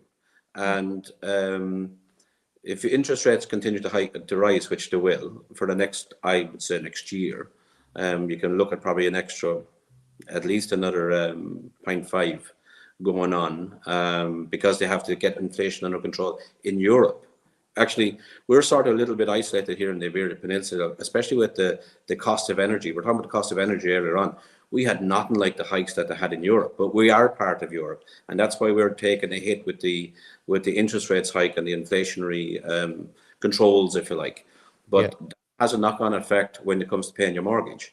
And how would you say, where the Portuguese themselves are going to be left open, and it'll be a fragile place to be, I'd say, even next year, with regards to. Well, let's not hope that houses don't go back to into the stage where people have to sell because they can't pay their mortgage. And that's why I think this government is very, very dangerous. And I think that's why the decisions that they've been making, they think they're trying to help people with this, setting the rents and mass habitation and all that kind of stuff. It's making it very, very dangerous for the people, and not that far away. So I that's why anyone who really cares about Portugal in the future, they need this government out. That's the truth. Okay, there you go. Personally, I don't even think they are trying to help people. They are just doing a political move. I think they are very aware of the consequences of the what they are doing, but their stand is pretty much to be on the people's side and make use of the fact that most of the population doesn't really understand the problem, so they think they are being helped, and that makes them vote for them, when in truth they are not being helped. Yeah, right. For It all the just hit the reasons that have been iceberg. given. Sorry, go on, Bobby. Portugal just hit the iceberg, and they're running around telling everyone, "Calm down, it's fine, go back to bed." You know Yeah. what I mean? That's Yes. exactly what they are. You know, The band's Trying to playing find- on, isn't it? Yeah, the band's Yeah. playing on. Okay, so well, let's finish this morning. We've got James Blick coming up from Spain Revealed. Looking forward to having a chat with James and especially his food and cultural tours over there in Spain. Bobby and I need to do that as well at some point. Maybe go and have lunch with him. And you can join us as well, Anna. Can you briefly give us an idea of how the service specifically works? You've helped David, who's here this morning. What do the packages look like that you do? We have 3 rental packages and 3 buying packages. So on the rental packages, we have 3 levels of service. We have just the basic support, which we will scout the market for you and see listings, contact them, book visiting, and so on. But we don't do the actual visit. That package also includes the legal revision of the contract and closing. Then we have the next package, that is the premium package, that includes all of the above plus the visitations. And the agents will go to the property and check everything for problems and so on. And we are very transparent. So if we find problems, we will tell you, and we will tell you if we think that the property is worth it or not. And of course, the final decision is also always from the client, whether or not we agree with it. And then we have the platinum package that includes all of the above, plus support in all the documentation and bank accounts. So getting a NIF number, getting the documentation for the visa process reviewed, getting the bank account open. And it also includes more in-person support with the agents, and you get to we also have an anywhere option that will, for the rental package, we have area specific and then anywhere. And the anywhere allows you to go anywhere and even meet with the agents in different locations and look for rentals in different locations. And then the buying packages include all of what the rental packages include, plus local tours. We have 3 variations. So we have the decided that it's focused on one area. By one area, I mean, for example, the Great Lisbon or the Great Porto or the North area or the Algarve, that kind of thing. And then we have the Wanderer, that is for our main service. That is what I was mentioning before, for people that have a lifestyle but are not sure where. And we allow them to explore the whole country. Our service also includes all the legal verification, technical inspection by an engineer, and we also support in getting budgets and review on if renovations or works are needed. And the service also includes to check on the evolution of those works. And then the investment service includes all of the above, plus project support for licensing and more complex situations. Wonderful. So there you are, continuing to revolutionize the industry. Presumably your hopes for in another 2 years' time is we'll have a different government who aren't just showboating and are truly supportive of the situation. Your lawyer apparently identified one apartment I wanted was not registered with the finances, and that's going to be a problem. So well done, Savvy Cat's lawyer there. Great to talk to you both this morning. Bobby was only meant to be here from 9 to 9:30. Don't go yet, though, because we've got dad jokes for the weekend, Bobby. But we've had a great conversation, and thank you for being here. I hope we haven't held you up too much. Andy Bairandi has been sending in wonderful events all over the Bairrada region, which you can look at ABBA tribute band. And you can see all of these over on the Gumper map at goodmorningportugal.com. And if you're trying to save money at the moment, we were talking about saving money on energy. There is a copy of Barão called Barão, which is a fraction of the price, apparently, which you can get in central Portugal. Love that. That's a very interesting drinks cabinet you've got there. What is that behind it? Is that the aguardente that was brewed by the neighbour? What do you think, Bobby? Okay. Never heard of it. Barão man through and through. Okay, those dad jokes. Do you like dad jokes, Savvy Cat Ana?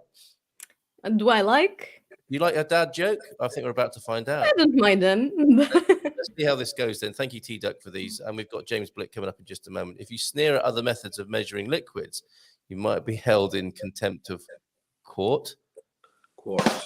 Ouch. What do you call a line of men waiting to get haircuts? A barbecue. Oh, dear. Quite the eyes skyward grimace there. And I've lost the third one. That's a poor show, isn't it? Let me see if I can just quickly retrieve the last, unless you've got one or two yourselves there. And oh, here we go. I made my morning coffee. You could put Berau instead of Red Bull, but this is what T-Duck did. Made a morning coffee with Red Bull instead of water. I was on the highway for 15 minutes before realizing I left the car at home. Very good. All right, so unruffled there. Savvy Cat Ana, great to see you back on our screen. Anna, wonderful what you're doing to the Portuguese real estate industry. I'm sure you'd agree, Bobby. Yeah, honestly, God, good service, great service. And good to see you too, Bobby. All the best with Herda de Mayo, where you're having to slow the sales down. That's fantastic. A bon fin semana to you both. Take care, buddy. I don't mind staying and chatting about food. All right, bye for now. Ciao, ciao. Right, there they go. That's Bobby O'Reilly and Savvy Cat Ana. And we will be talking to James Blick in just a moment on the Iberian FM phone-in. So let's roll that theme tune, shall we, and get into some Iberian. Let's check on our Biberian status this morning after this.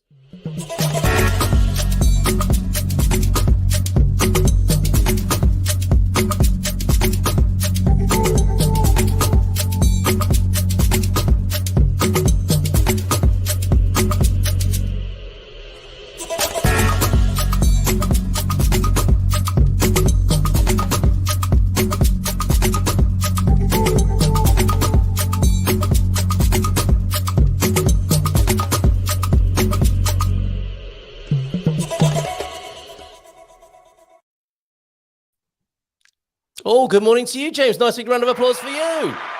Thank you. I hope that's not computer generated, that applause. I hope that's actual fans. We have got a room full of people here giving you a round of applause. We don't do that AI sort of stuff. How are you this morning? I'm good. I was hoping that, usually on Zoom you can blur the background, and I was like, shit, I can't do that here. So I hope it's not looking too rough. I see. Yes, you're on StreamYard. You're on StreamYard, and no, you actually look really well organized. And really? Look, I got my IKEA bins for all my camera gear. It didn't go unnoticed. Is that full of tech and kit? That's full of tech. It used to be all just in one big bin, and then I've got bins for all the different bits and pieces. So yeah, full of tech. Sub bins. That's incredible. Wonderful. We're so glad to have you here. This is your official spiel here. Founder of Spain Revealed, where you help curious people experience Spain profoundly and authentically. And I love those two words, by the way. Whether coming for a visit or moving to Spain, you run the signature Move to Spain Masterclass, which is an 8-week program that gives people the knowledge, tools, and support to start living their ideal life in Spain without costly mistakes. That's fantastic. You also, as well as saving them money, you save them time and that dreaded Facebook misinformation thing as well, because I'm sure we'll talk about that. You're also host of the Spain Revealed YouTube channel with videos about the food and culture of Spain and the avoidance of white asparagus, which has received 700,000 views a month. Wow, you got to tell me how to do that, James. And you're the co-founder of Devour Tours, one of the world's leading food tour travel companies. So loads to talk about this morning. I hope you can give us at least 30 minutes of your valuable time this morning to talk about this. How did you get into it, James? Well, I'm from New Zealand, and so I moved to Madrid. I'm in Madrid. I moved here 12 years ago now. And I was in advertising when I moved. I was a TV commercial director, and I hated it. And so, right. As you'll know, when you move overseas, a lot of people go through a moment where they can kind of reinvent themselves or redefine themselves because you sort of have this break, right, from the past. So I quit after 6 weeks what I was doing, working at a production company, directing TV commercials. And it's like, I'm going to be a travel writer. I was falling in love with Spain and the culture. I was like, I'm going to be a travel writer. I love writing. And I thought I would, be writing articles for the New York Times travel section within sort of 3 weeks and things like that. And obviously that didn't happen. Of course. So I started to guide because that's how I could actually earn a living. And in the end, I just loved guiding. I loved food tour guiding. I met my co-founding partner in Devour, and we built that up. And at the same time, when I stopped guiding after about 5 years as the company was growing, I missed it. Although the company had gotten so big that I couldn't really just spend my time guiding tours anymore. And so I started the YouTube channel because it's a way of guiding people without actually, doing a tour. And it just sort of grew from there. And then during the pandemic, tourism was down, didn't have a lot to do. And noticed a lot of people who watched the YouTube channel were actually looking to move to Spain. I was like, oh, that's interesting. Yeah. And I saw in Italy, there's a company that does a course helping people to move here. And I thought, that could be interesting, a bit of video. I was a lawyer in a former life, so the legal side I kind of enjoy, and I put this course together, and it's been running. We're just about to do the 7th cohort now, and it's going like gangbusters, and I love it because it's a combination of just sort of therapy, legal advice, all those different things to help people move here. Oh, that's fantastic, and that's why your videos are so darn good, because of this background of making commercials. Yeah, that does help. I mean, I come from my brother's a producer for TV stuff in London. My dad, who's retired now, was a TV commercial director and cinematographer. So we've kind of got it in our blood a little bit. Yes. But YouTube's its own beast, as you know, and it's taken me a while to figure that out. And actually, look, I released a video at the beginning of this year, I thought it was going to be amazing. And the learning never stops. The learning never stops, Carl. And Yeah, right. it was the least successful. It was a disaster. I was like, I'm going to go vegan in Spain. And, yes. And I was like, it's going to be amazing.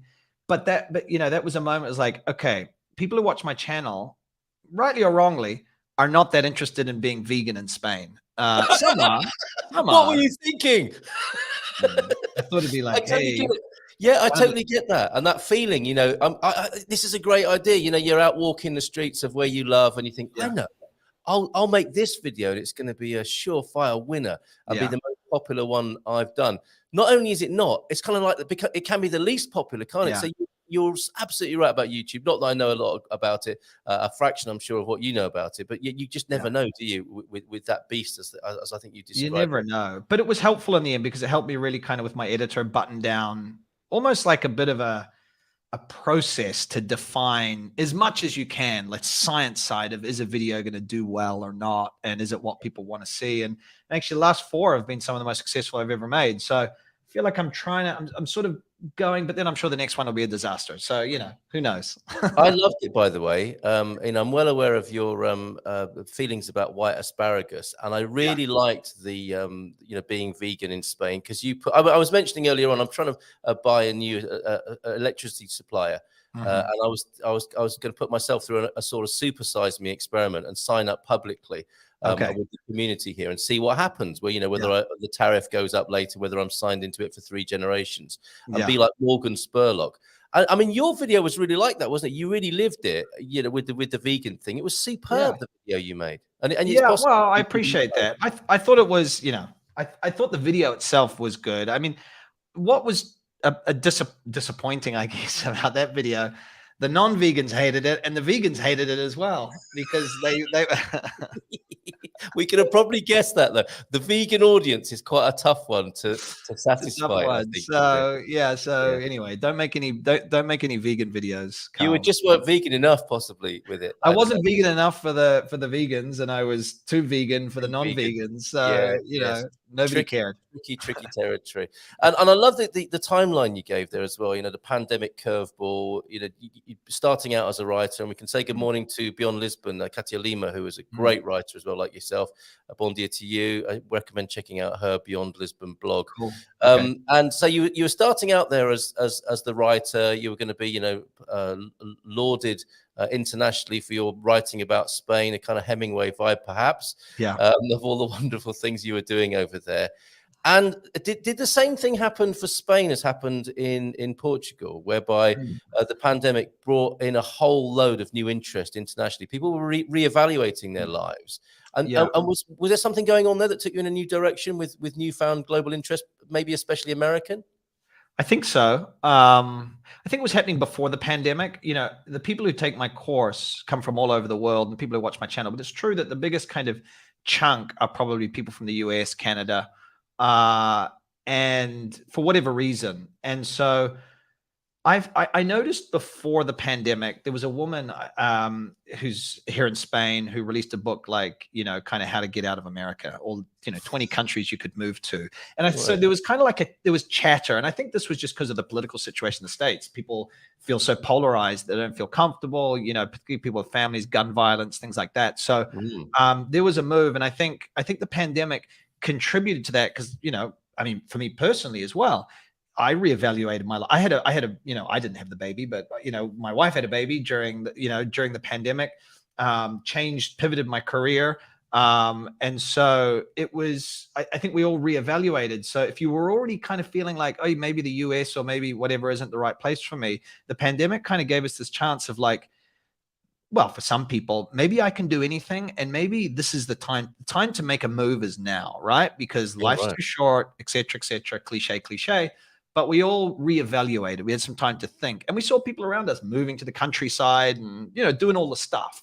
Yeah. And so I think that just kind of like it created again a break from the past where you could sort of rebuild a little bit.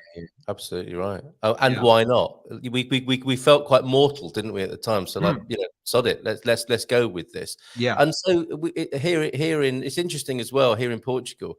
The Americans are very self-reflective and concerned about the impact they're making. As it turns out, less than 10,000 Americans, I think, in the 2020 census here, about 7,000 or 8,000 had arrived. Compared to 40,000 Brits who are in position number 2. The Americans were 19th out of the 20 countries that made the biggest impact. I think there were, you know, over 100,000, 150,000 Brazilian people coming over. Is it the same thing in Spain? Are American people afraid of the impact they're making over there? And how big are the numbers?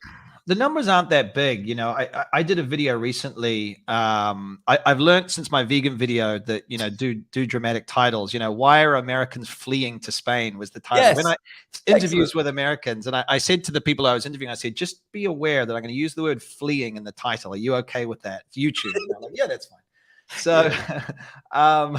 So, you know, I asked them, and, you know, they were aware. These are people, a couple of them were from my course, another couple were through a contact. They're aware, but look, I think in the end, there's a lot of press about the impact Americans are having on Spain or Portugal for a couple of reasons. There's less than there are Brits, but it's true that Americans often come with a bigger budget, right? And so they can buy, you know, nicer homes, they can spend more money, but there's just a lot less of them. I think that, you know, how many Americans are in Valencia it's something like 10,000 or something like that, you know. So okay, that's a lot, but relative to the impact they're having, you know, there was an article in the New York Times which was about are Americans kind of destroying Southern Europe by moving, and there was a woman in Barcelona, a professor, who said, look, you know, they're not having this effect. It's, and this is not to say that you shouldn't be mindful when you move to a place, but just the math of it, you know, it's really that after the economic crisis, there's a lot of vulture funds that bought up properties, and it's a whole kind of commercialization of homes, right?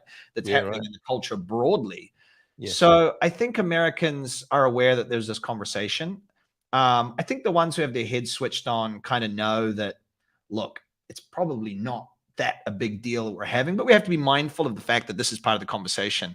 But I think in Spain, the conversation traditionally around like the impact that foreigners have has always been more around tourism.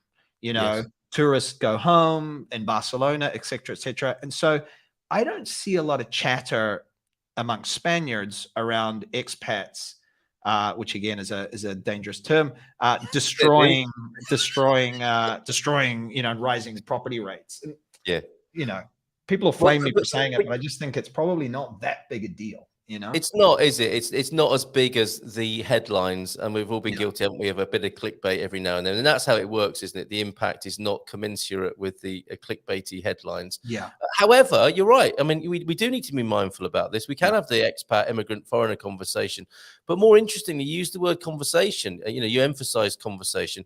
Is there any? And I'm trying to stimulate and sort of host this in Portugal as somebody who's sort of, you know, a visible part of the migrant community into Portugal. Yeah. Is there a national conversation that unites all migrants coming into Spain, such that their presence is dealt with sensitively, mindfully, and they can look at their impact, but they can also look at the positive gifts that they're bringing to the culture as well? Is there anything like that going on? Because there isn't really in Portugal, as far as I'm aware. Not really. I mean, look, I think the reality is most people are just trying to kind of get by, right? We've had a pandemic. Yes, true. You know, Spain is traditionally a country where people work long hours, where they don't necessarily earn a lot of money. And, you know, childcare is hard. So I just think it's like, what is important to people? I think this is not a big deal for them. What is a big deal is housing prices, right? That is a big deal. But I don't think they're saying, and if somebody, when I made that video, there were some comments from people saying all these Americans coming in and driving up the housing prices, but I don't hear that in the street. It's more like they just see, I don't know if they kind of know why. They just see that housing prices are going up. It's happened. It's been a boom and bust economy. It happened before.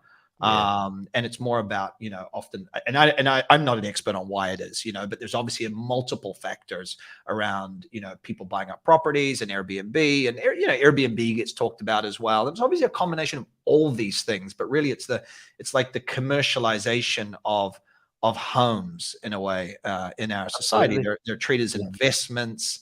In my building, a couple just sold up in the top floor, a big apartment, and somebody, I don't know who it is, bought two of them and is dividing it up and turning into apartments, and they're going to rent them out, long-term rental. They're not going to do Airbnb, but there's just a lot of that. People see those, particularly now when investments are hard, as a kind of a safer investment, and a traditional investment in Spain is property. So I'm just not sure if the conversation is about that. But somebody did say in one of the comments, which I thought was really nice, a Spanish woman in the YouTube video, she said, these Americans coming in, they need to be mindful of not kind of the way they talk and the way they exist in the culture. Don't be running around saying, oh my God, Spain's so cheap. It's just like, it's kind of bad manners, right? When it's cheap for you, Yes.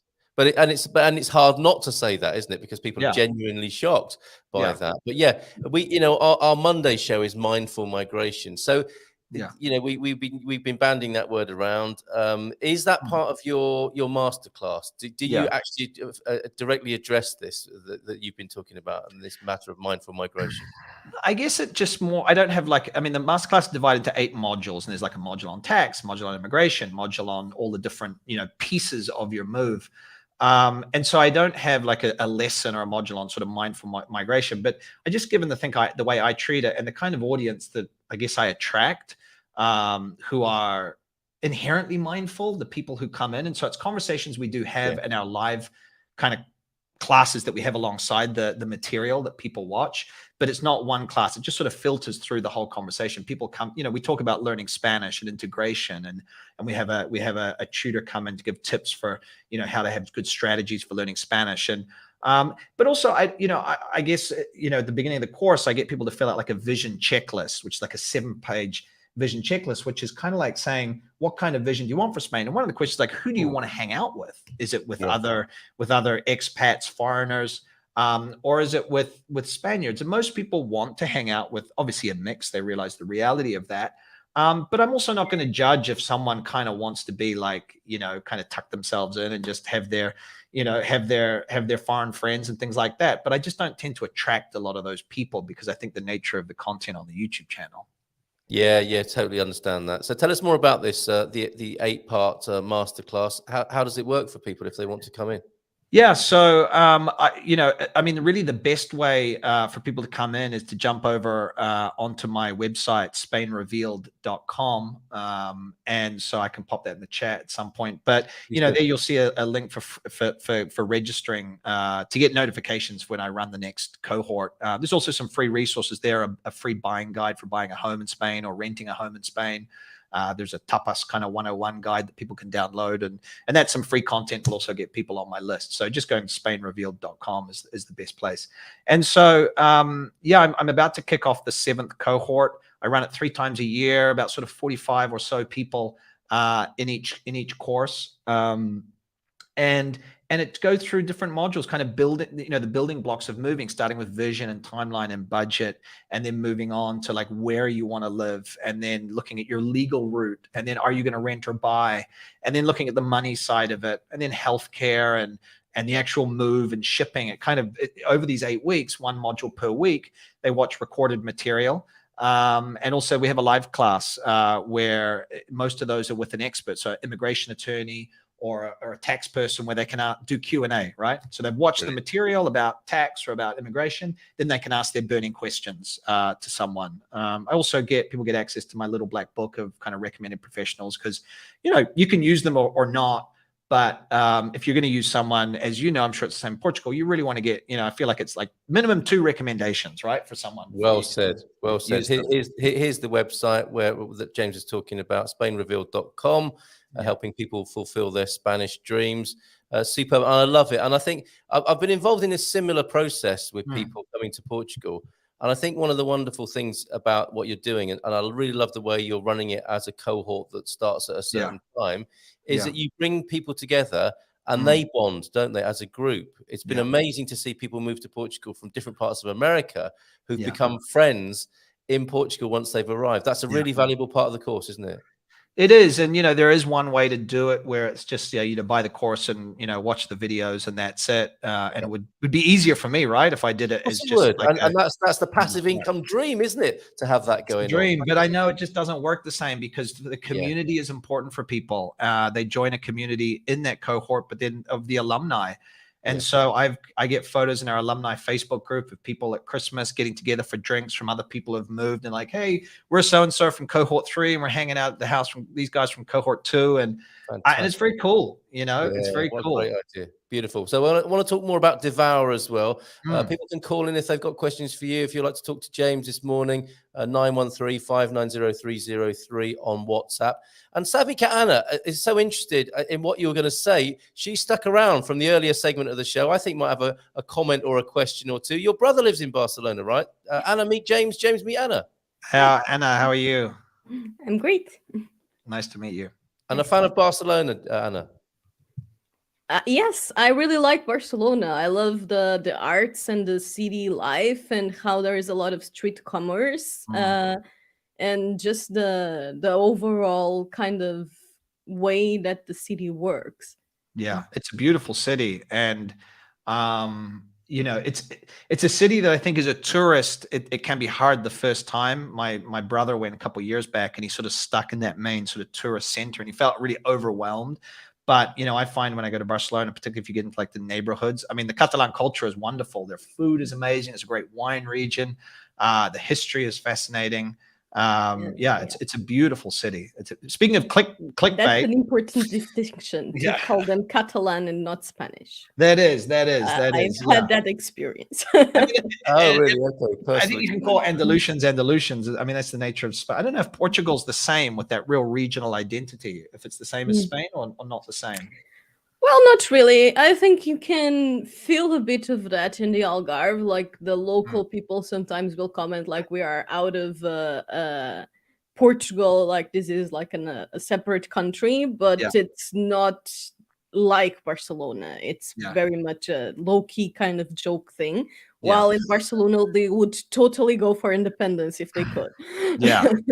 Well, talking of rivalries, it's really interesting to find that out. And I would agree with you from my experience, Anna. There isn't that same sort of regional competitiveness. There are jokes, aren't there, about birds flying backwards in the Alentejo and that sort of thing. But generally, people are rocking along nicely, aren't they? But the border, the Iberian Peninsula that we're on here, and what the Portuguese say about the Spanish. It'd be great to find out from you, James, what the Spanish say about the Portuguese. Anna, correct me if I'm wrong, but the Portuguese say only bad winds and bad marriages come across the border from Spain. Is that right? Yes. We do have a lot of border rivalries with Spain. Again, very good-natured, right? If that's the worst thing that happens, a bit of wind and the occasional bad marriage, it's not the end of the world. What do the Spanish people say about the Portuguese, James, that you can share with us safely? I kind of feel stuck on this question. So I'm a Kiwi, right? And so we have the rivalry with Australians. Yeah. And so the Kiwis make jokes about the Aussies, but I'm not sure if the Aussies make many jokes about us. I don't hear the Spaniards talking a lot. Maybe it's the Spaniards I'm talking to. I mean, they don't. There's no jokes that I'm aware of. My experience is they love Portugal. Yeah. I think they often feel like it's a kind of a way to escape Spain, and it feels like, I don't know, a little more low key, compared to It's Spain. I have just a easy friend. to cross the border. I think a Yeah. lot of people go from Portugal to explore Spain and the other way around. I think Yeah. the other way around ends up happening more because Spain is bigger and Yeah. because economy-wise, it may be a bit more stable. Yeah. Yeah, well said. Well, I was in Ponte Lima at the weekend up in the north of Portugal, and I think the Spanish up there treat it. I know they go to Aveiro as well. That's very popular, isn't it? Because it's almost like the quickest route to the Portuguese coast.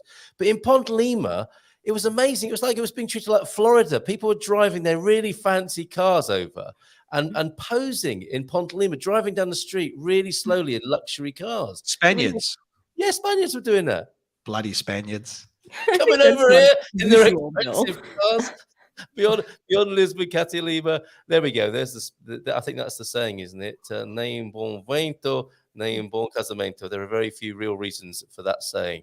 Oh, okay. So it's just a saying, and there's not much truth to it. That's fantastic. Let's get into the food and the devour. Another wonderful part of your job. So you've put behind you the job you disliked, and that in itself is a great thing to talk about. Not enjoying your job, changing it, and now living your dream life in Spain. I mean, that's so great to hear and an inspiration to many people, James.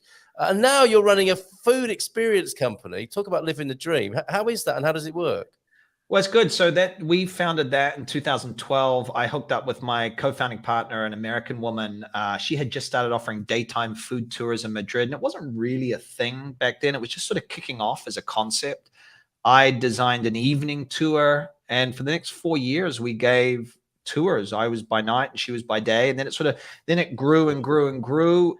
Just before the pandemic, we expanded outside. We're in Seville, Barcelona, San Sebastian, Madrid.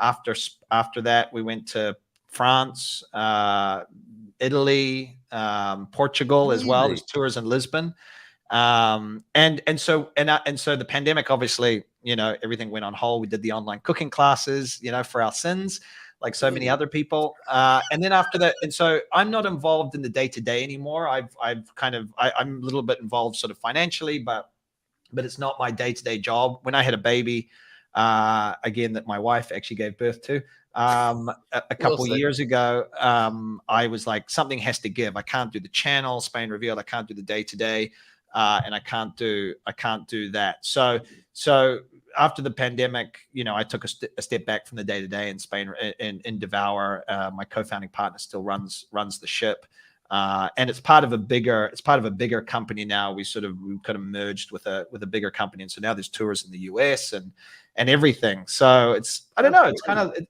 I just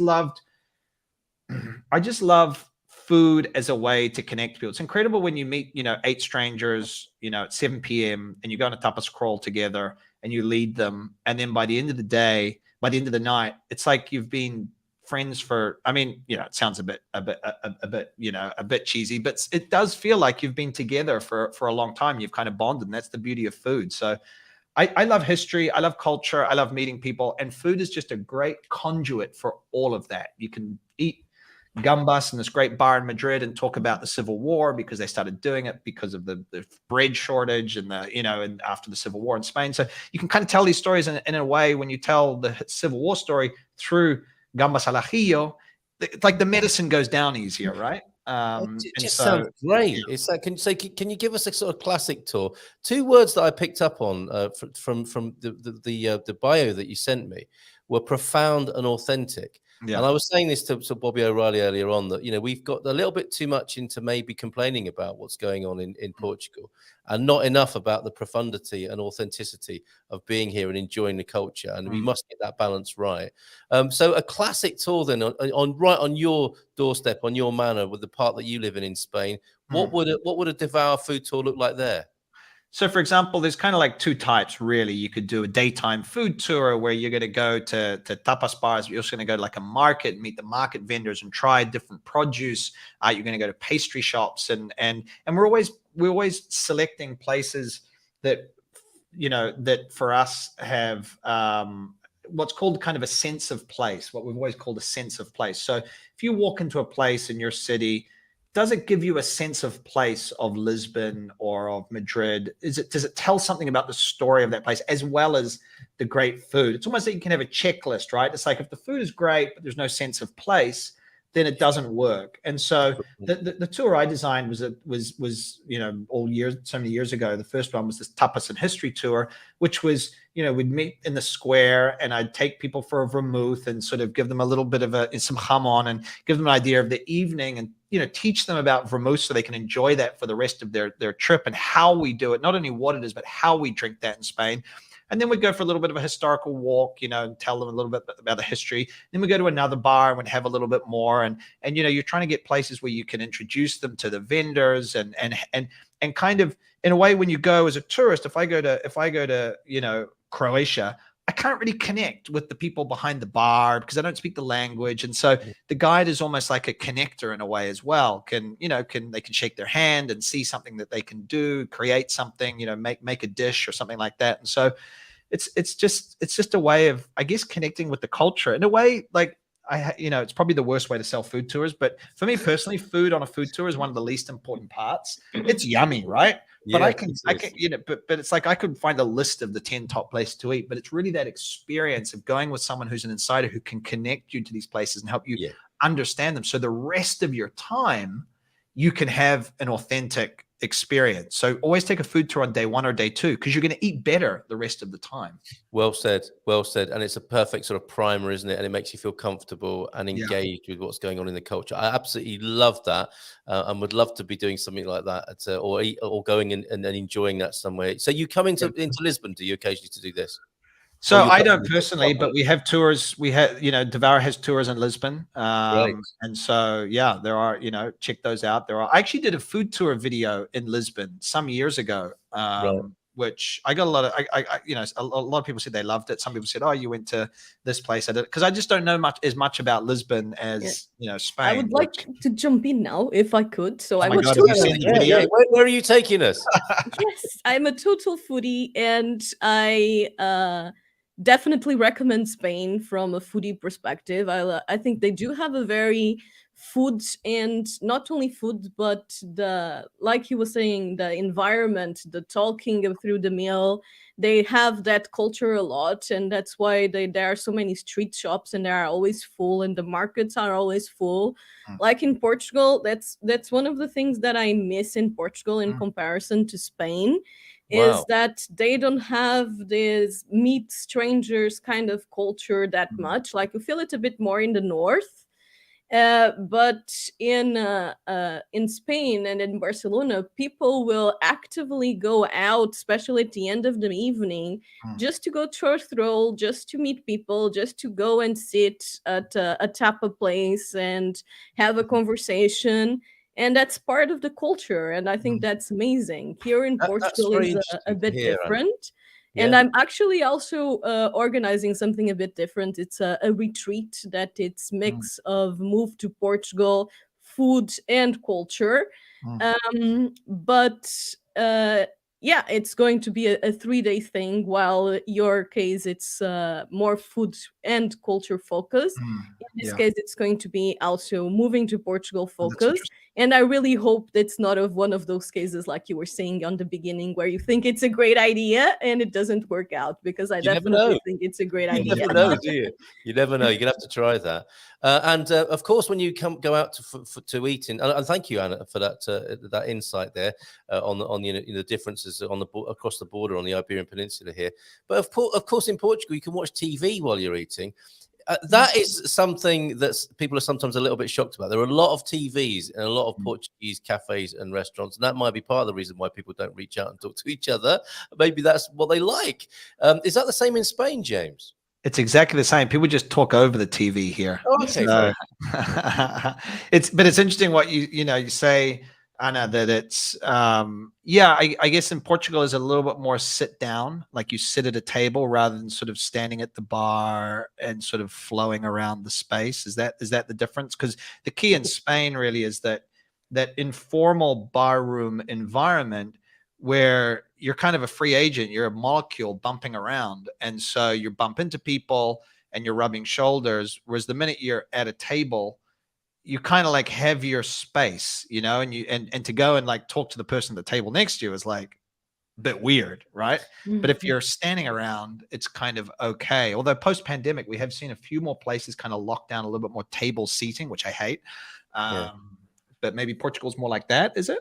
I would say in a simple way that Spain feels a bit more extrovert, so to say. Yeah. So there is more people on the street, more people talking to each other, more people randomly talking to you than it happens in Portugal, from what my personal experience. That's interesting. I mean, couple of things I've noticed, which are impressions, which may be completely wrong because, you know, I'm obviously not a Portugal expert. Is one thing is it's always struck me the level of English in Portugal is much higher than in Spain.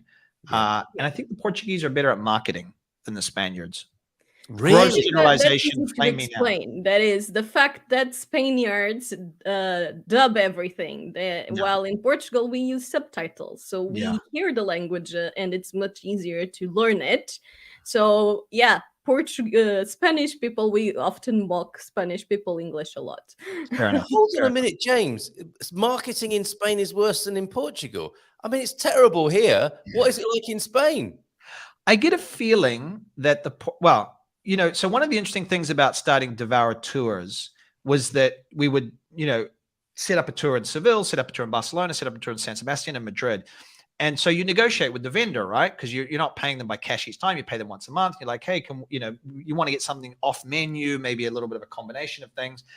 And it was just interesting seeing the cultural differences of how people run. I mean, broad generalized, people run businesses in Madrid versus Seville versus Barcelona. You know, Barcelona, they really negotiate, right? And they really get it down to the cent.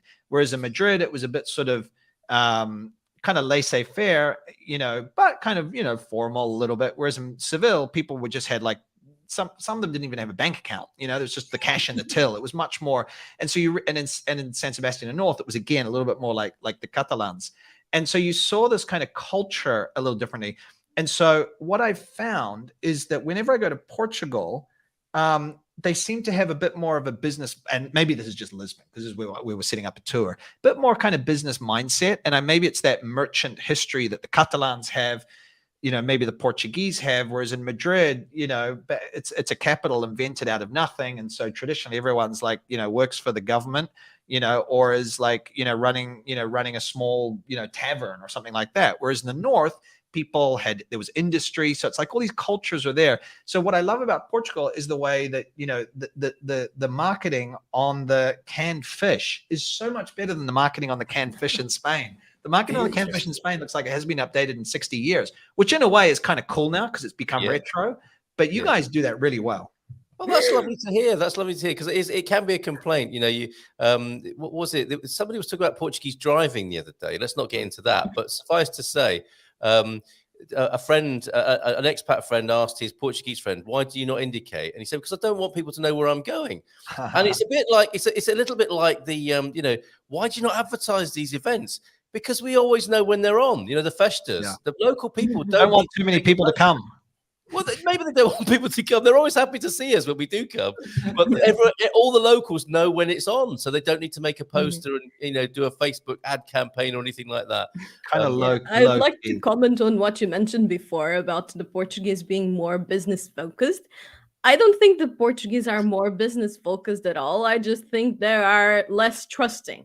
So if especially a foreigner comes and they want to do business with them, will want mostly to do things by the book, not because they are very business savvy, because they are being a bit sketchy, so to say. Yeah. However, it's also a cultural thing. Like in the North, you will have much more that experience if you go to smaller locations and so on, where people will just take you on and want cash and have no bank account and pretty much walk you through the door like you are part of the family kind of thing. Yeah. But in the bigger cities like Lisbon and even very touristic locations like the Algarve, you will feel that cautious parts a lot more. Interesting. Insight. Thank you so much, Anna. And thank you, James, for being in this morning. A final comment then from Antonio on this. We know whether the regions are competitive with each other. Not so much, we think, in Portugal. Portugal has only 2 national languages, says Antonio, Portuguese and Mirandês or Mirandês. This one is only spoken by some 10,000 people. So quite the niche there for the Mirandês. And yeah, I think there's a greater sense of unified national pride, perhaps, in Portugal than across the border in Spain. Anything else before we go this morning? Thanks for stepping in, Anna, as well. Lovely to have you here for this conversation. Anything else we need to know about Spain Revealed, James? What's coming up? No, I mean, check out the YouTube channel. Just search Spain Revealed on YouTube. And yeah, I send out a newsletter an email every Tuesday with kind of information about travel and moving to Spain. So if you download one of those free guides over on the SpainRevealed.com page, then you'll get on that. And I'm on Instagram, and I'm everywhere. Search me and you'll find. Well, thank you for making yourself available. It's been lovely to chat with you. I hope we can do it again sometime. It's quite nice to have this sort of Biberian connection, as I call it, and reaching across the border. Biberian. I know when you said that, I was sort of like, oh, that's an interesting way to frame it. I was like, how do I pronounce that? Well, we have been examining it. It comes from a slight discomfort at being a foreigner here in Portugal and not wanting to appear too interested in Spain and what goes on across the border, thinking that only bad winds and bad marriages come from there. But having come out as Biberian, I've noticed there's a lot of support for it among Portuguese people as well. And Anna's a great example yourself this morning, aren't you? You've got no. Yeah, I love going to Spain, but personally, I prefer living in Portugal. But that's a personal choice. Yes. Yep, fair enough. Okay, well, James, thank you so much. Anna, thank you for joining us as well. Hope to see you again. You have a key to the studio, and you can come and be Biberian anytime you like, James. Take care. Biberian. I'll have to brush up on my Portuguese, I think, before I truly can call myself Biberian. Well, bom fim de semana to you. What is the equivalent greeting for having a nice weekend in Spain, please? Like having a good weekend? Yeah, have a good weekend. Que pases un buen fin de semana. Perfect. Very similar. Bon fin de semana to you and everybody who's watching. Thanks so much for being here. Nice big round of applause for you. We'll see you on Monday. Bye-bye. Ciao.